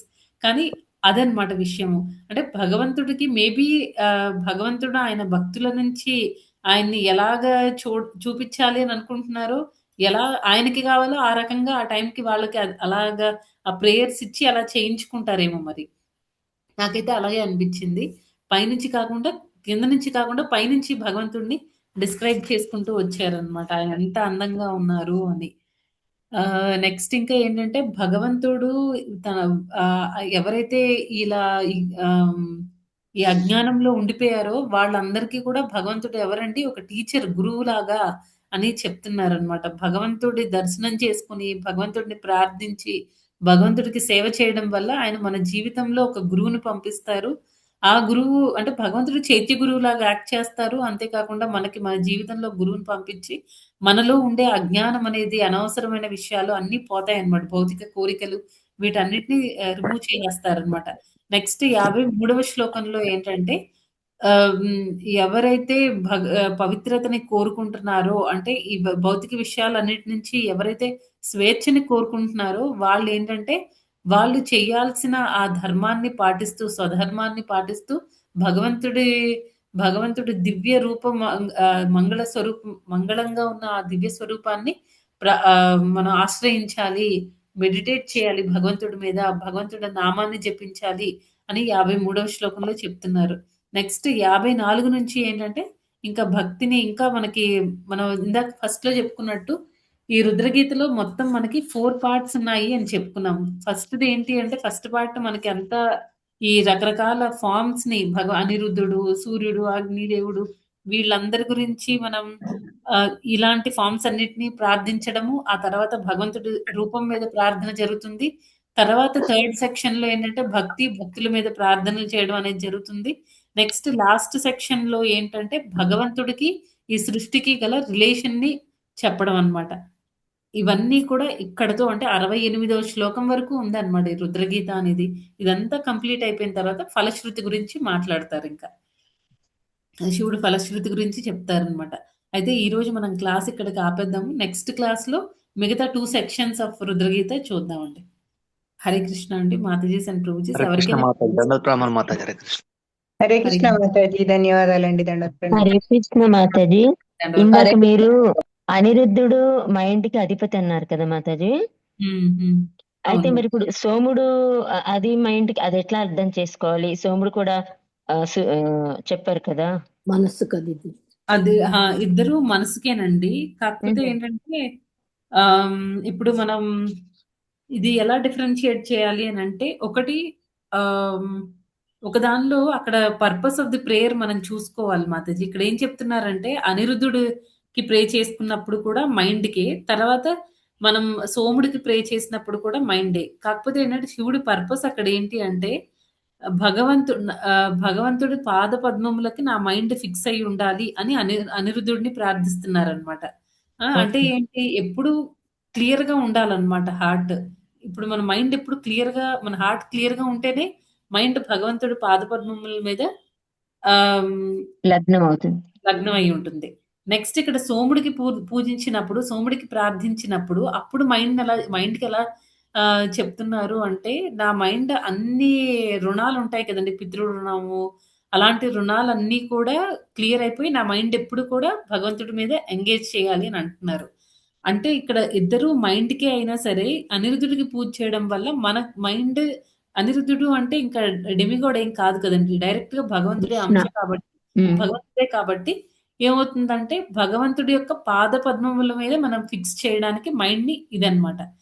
ఆ రుణాలన్నీ పోవాలి అని అనుకుని ప్రార్థించేటప్పుడు సోముడు అంటే సోముడుకి హై ప్రయారిటీ వస్తుందన్నమాట. ఇద్దరు మైండ్‌కే. కాకపోతే మన ప్రార్థన అనేది డిఫరెంట్‌గా ఉందండి ఇక్కడ. భావన ఇక్కడ వేరే రకంగా వస్తది. ఇప్పుడు సోముడికి ప్రార్థించినప్పుడు ఆ గుణాన్ని పోగొట్టమని కోరుకుంటాము. ఇక్కడ చూసారా ఈ పితృ రుణాలు, ఈ రుణాలన్నీ పోవాలి అని అంటే అది ఇప్పుడు జనరల్‌గా డివోటీస్ ఏంటండి స్పెసిఫిక్‌గా దాని గురించి అడగాల్సిన అవసరం లేదు కదండీ. దానికి మనం అంటే మనం భక్తి చేసేటప్పుడు ఆటోమేటిక్‌గా అన్నీ పోతాయి. ఈ రుణాలు ఇవన్నీ పోతాయి కదండీ. అక్కడ అనిరుద్ధుడిని ఇవ్వలేదు. అక్కడ సోముడిని ఇచ్చారన్నమాట. డైరెక్ట్‌గా భగవంతుడి లోటస్ ఫీట్ మీద నా మైండ్‌ని పెట్టు అని అన్నప్పుడు అనిరుద్ధుడిని ప్రార్థించడం అనేది జరిగింది. అలా పర్స్పెక్టివ్ డిఫరెంట్‌గా ఉంది మాతాజీ. అంటే మైండ్ ఒకటే కాకపోతే ఏంటంటే మనం చూసే విధానంలో అది డిఫరెంట్‌గా ఉందన్నమాట ప్రార్థించడంలో. Thank you Mataji. మాతాజీ ఇంకా చెప్పారు కదా సంకర్షణుడు, ప్రద్యుమ్నుడి గురించి కూడా అవి కూడా చెప్తారు ఒకసారి. ఇక్కడ వాసుదేవుడి గురించి ప్రార్థించినప్పుడు ఏం చెప్తున్నారంటే మాతాజీ ఇవన్నీ గుర్తుపెట్టుకోవడం కూడా కొంచెం కష్టంగా ఉంది మాతాజీ. ఏంటంటే ఆ నలుగురికి ఎందుకు ప్రార్థించాలి అని అంటే అంతఃకరణ శుద్ధి జరగడానికి. ఆ నలుగురు ఒక్కొక్క దానికి ఒక్కొక్కళ్ళు రిప్రజెంట్ చేస్తూ ఉంటారు మాతాజీ. వాసుదేవుడు దేనికి అని అంటే మన చిత్తం అంటే ఏంటి కాన్షియస్నెస్ కాన్షియస్నెస్ ని ప్యూరిఫై చేసి భగవంతుడి మీదే లగ్నం చేయడానికి, మన చిత్తాన్ని భగవంతుడి మీదే లగ్నం చేయడానికి.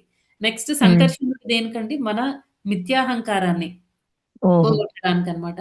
మిథ్యాహంకారం అంటే ఏంటి మనకి డిఫరెన్షియేట్ చేయలేరన్నమాట. నేను ఈ దేహాన్ని అని అనుకుంటారు, అది మిథ్యాహంకారము. నిజమైన అహంకారం భగవంతుడి సేవకులు అనుకోవడం. అలాగ దాన్ని ఆ క్లారిటీ కోసం సంకర్షణుడిని ప్రార్థించడం అన్నమాట. మిథ్యాహంకారంకి అధిపతి ఆయన. నెక్స్ట్ ఇంకా ప్రద్యుమ్నుడిని తీసుకుంటే ఆయన బుద్ధికి అన్నమాట. ఇప్పుడు మనకి బుద్ధే కదండి మిగతా అన్నిటికంటే సోల్ ఇంపార్టెంట్. తర్వాత సోల్ నెక్స్ట్ హైరార్కీలో నెక్స్ట్ బుద్ధి.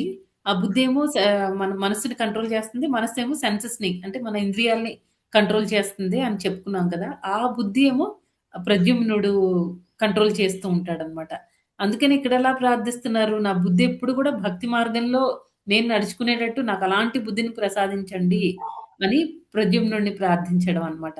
నెక్స్ట్ లాస్ట్ అనిరుద్ధుడు మనస్సుకి అన్నమాట. ఈ మనస్సు దగ్గరికి వచ్చినప్పుడు నా మైండ్ ఎప్పుడు కూడా భగవంతుడి పాద పద్మముల మీద ఉండాలి, అది ప్రార్థన. Thank you Mataji. సో ఇప్పుడు ఏంటంటే ఇప్పుడు కృష్ణుని గనక మనం ఆరాధిస్తే ఈ నలుగురు ఏవైతే మనల్ని కంట్రోల్ చేస్తారో అవన్నీ వచ్చేస్తాయని అర్థమవుతుందా? అంతే మాతాజీ. సంస్కారాలు కాబట్టి అంతా అంతే అన్నమాట. మనం ఓన్లీ సెపరేట్ గా ఇక్కడ ఏంటంటే మనకి ఇక్కడ ఇంకొక అర్థం చేసుకోవాల్సిన పాయింట్ ఏంటి అంటే ఈవెన్ డెమిగాడ్స్ కూడా మనం భగవంతుడి దగ్గరికి వెళ్ళడానికి హెల్ప్ చేస్తున్నారు అని మనకి ఇదంతా చూస్తే అర్థం అవుతుంది కదండి. దానికి బదులు అంటే ఒక్కొక్కళ్ళకి మనం సెపరేట్ గా చేయాల్సిన అవసరం లేదు అనే విషయం మనకు తెలుస్తుంది అన్నమాట. ఇప్పుడు సోముడి దగ్గరికి వెళ్తే ఒకటి, అనిరుద్ధుడికి ఒకటి, వాసుదేవుడికి ఒకటి లేదనమాట. అలా అక్కర్లేదు. ఓన్లీ కృష్ణకి చేస్తే భక్తి ఇంక్లూడ్స్ ఎవ్రీథింగ్ అన్నమాట. అన్ని ఇంక్లూడ్ అయిపోయి ఉంటాయి దానిలో. భక్తి మార్గంలో ఉంటే మనలో ఉన్న అన్ని పోతాయి, నెగటివ్స్ అన్ని పోయి పాజిటివ్స్ అన్ని వస్తాయి. చాలా అద్భుతంగా ఉంది మాతాజీ. ధన్యవాదాలు మాతాజీ. హరే కృష్ణ. ఇంకా చాలా డీటెయిల్డ్ గా ఉంది మాతాజీ. అసలు కంప్లీట్ మాతాజీ. మాతాజీ నారాయణ పారాయణుడు అని అంటే ఏంటి మాతాజీ? సరే, అంటే భగవంతుడి మీద నారాయణుడి మీద కంప్లీట్ గా ఆధారపడి ఉంటాడు, ఫోకస్ చేసి ఉన్నవాళ్ళు అని అర్థం. పరాయణులు అంటే కదా మాతాజీ. పరాయణులు అంటే మన పట్ల పూర్తిగా సరెండర్ అయిన వాళ్ళు అని అర్థం. ఇంకా పర్పట్స్ లో చాలా భాష్యంలో చాలా మ్యాటర్ ఉందండి. ఇవన్నీ మనం చెప్పడానికి కూడా అవ్వదు. అందుకే ఏంటంటే మొత్తం ఓవరాల్ గా క్రక్స్ ఏంటి, దేనికి ప్రార్థిస్తున్నారు అలా పైన చెప్పుకుంటూ వెళ్ళాం అనమాట. చదివితే చాలా విషయాలు ఉన్నాయండి ఇంటర్నల్ గా. చాలా అద్భుతంగా ఉంది మాతాజీ. విషయాలు ఉన్నాయి.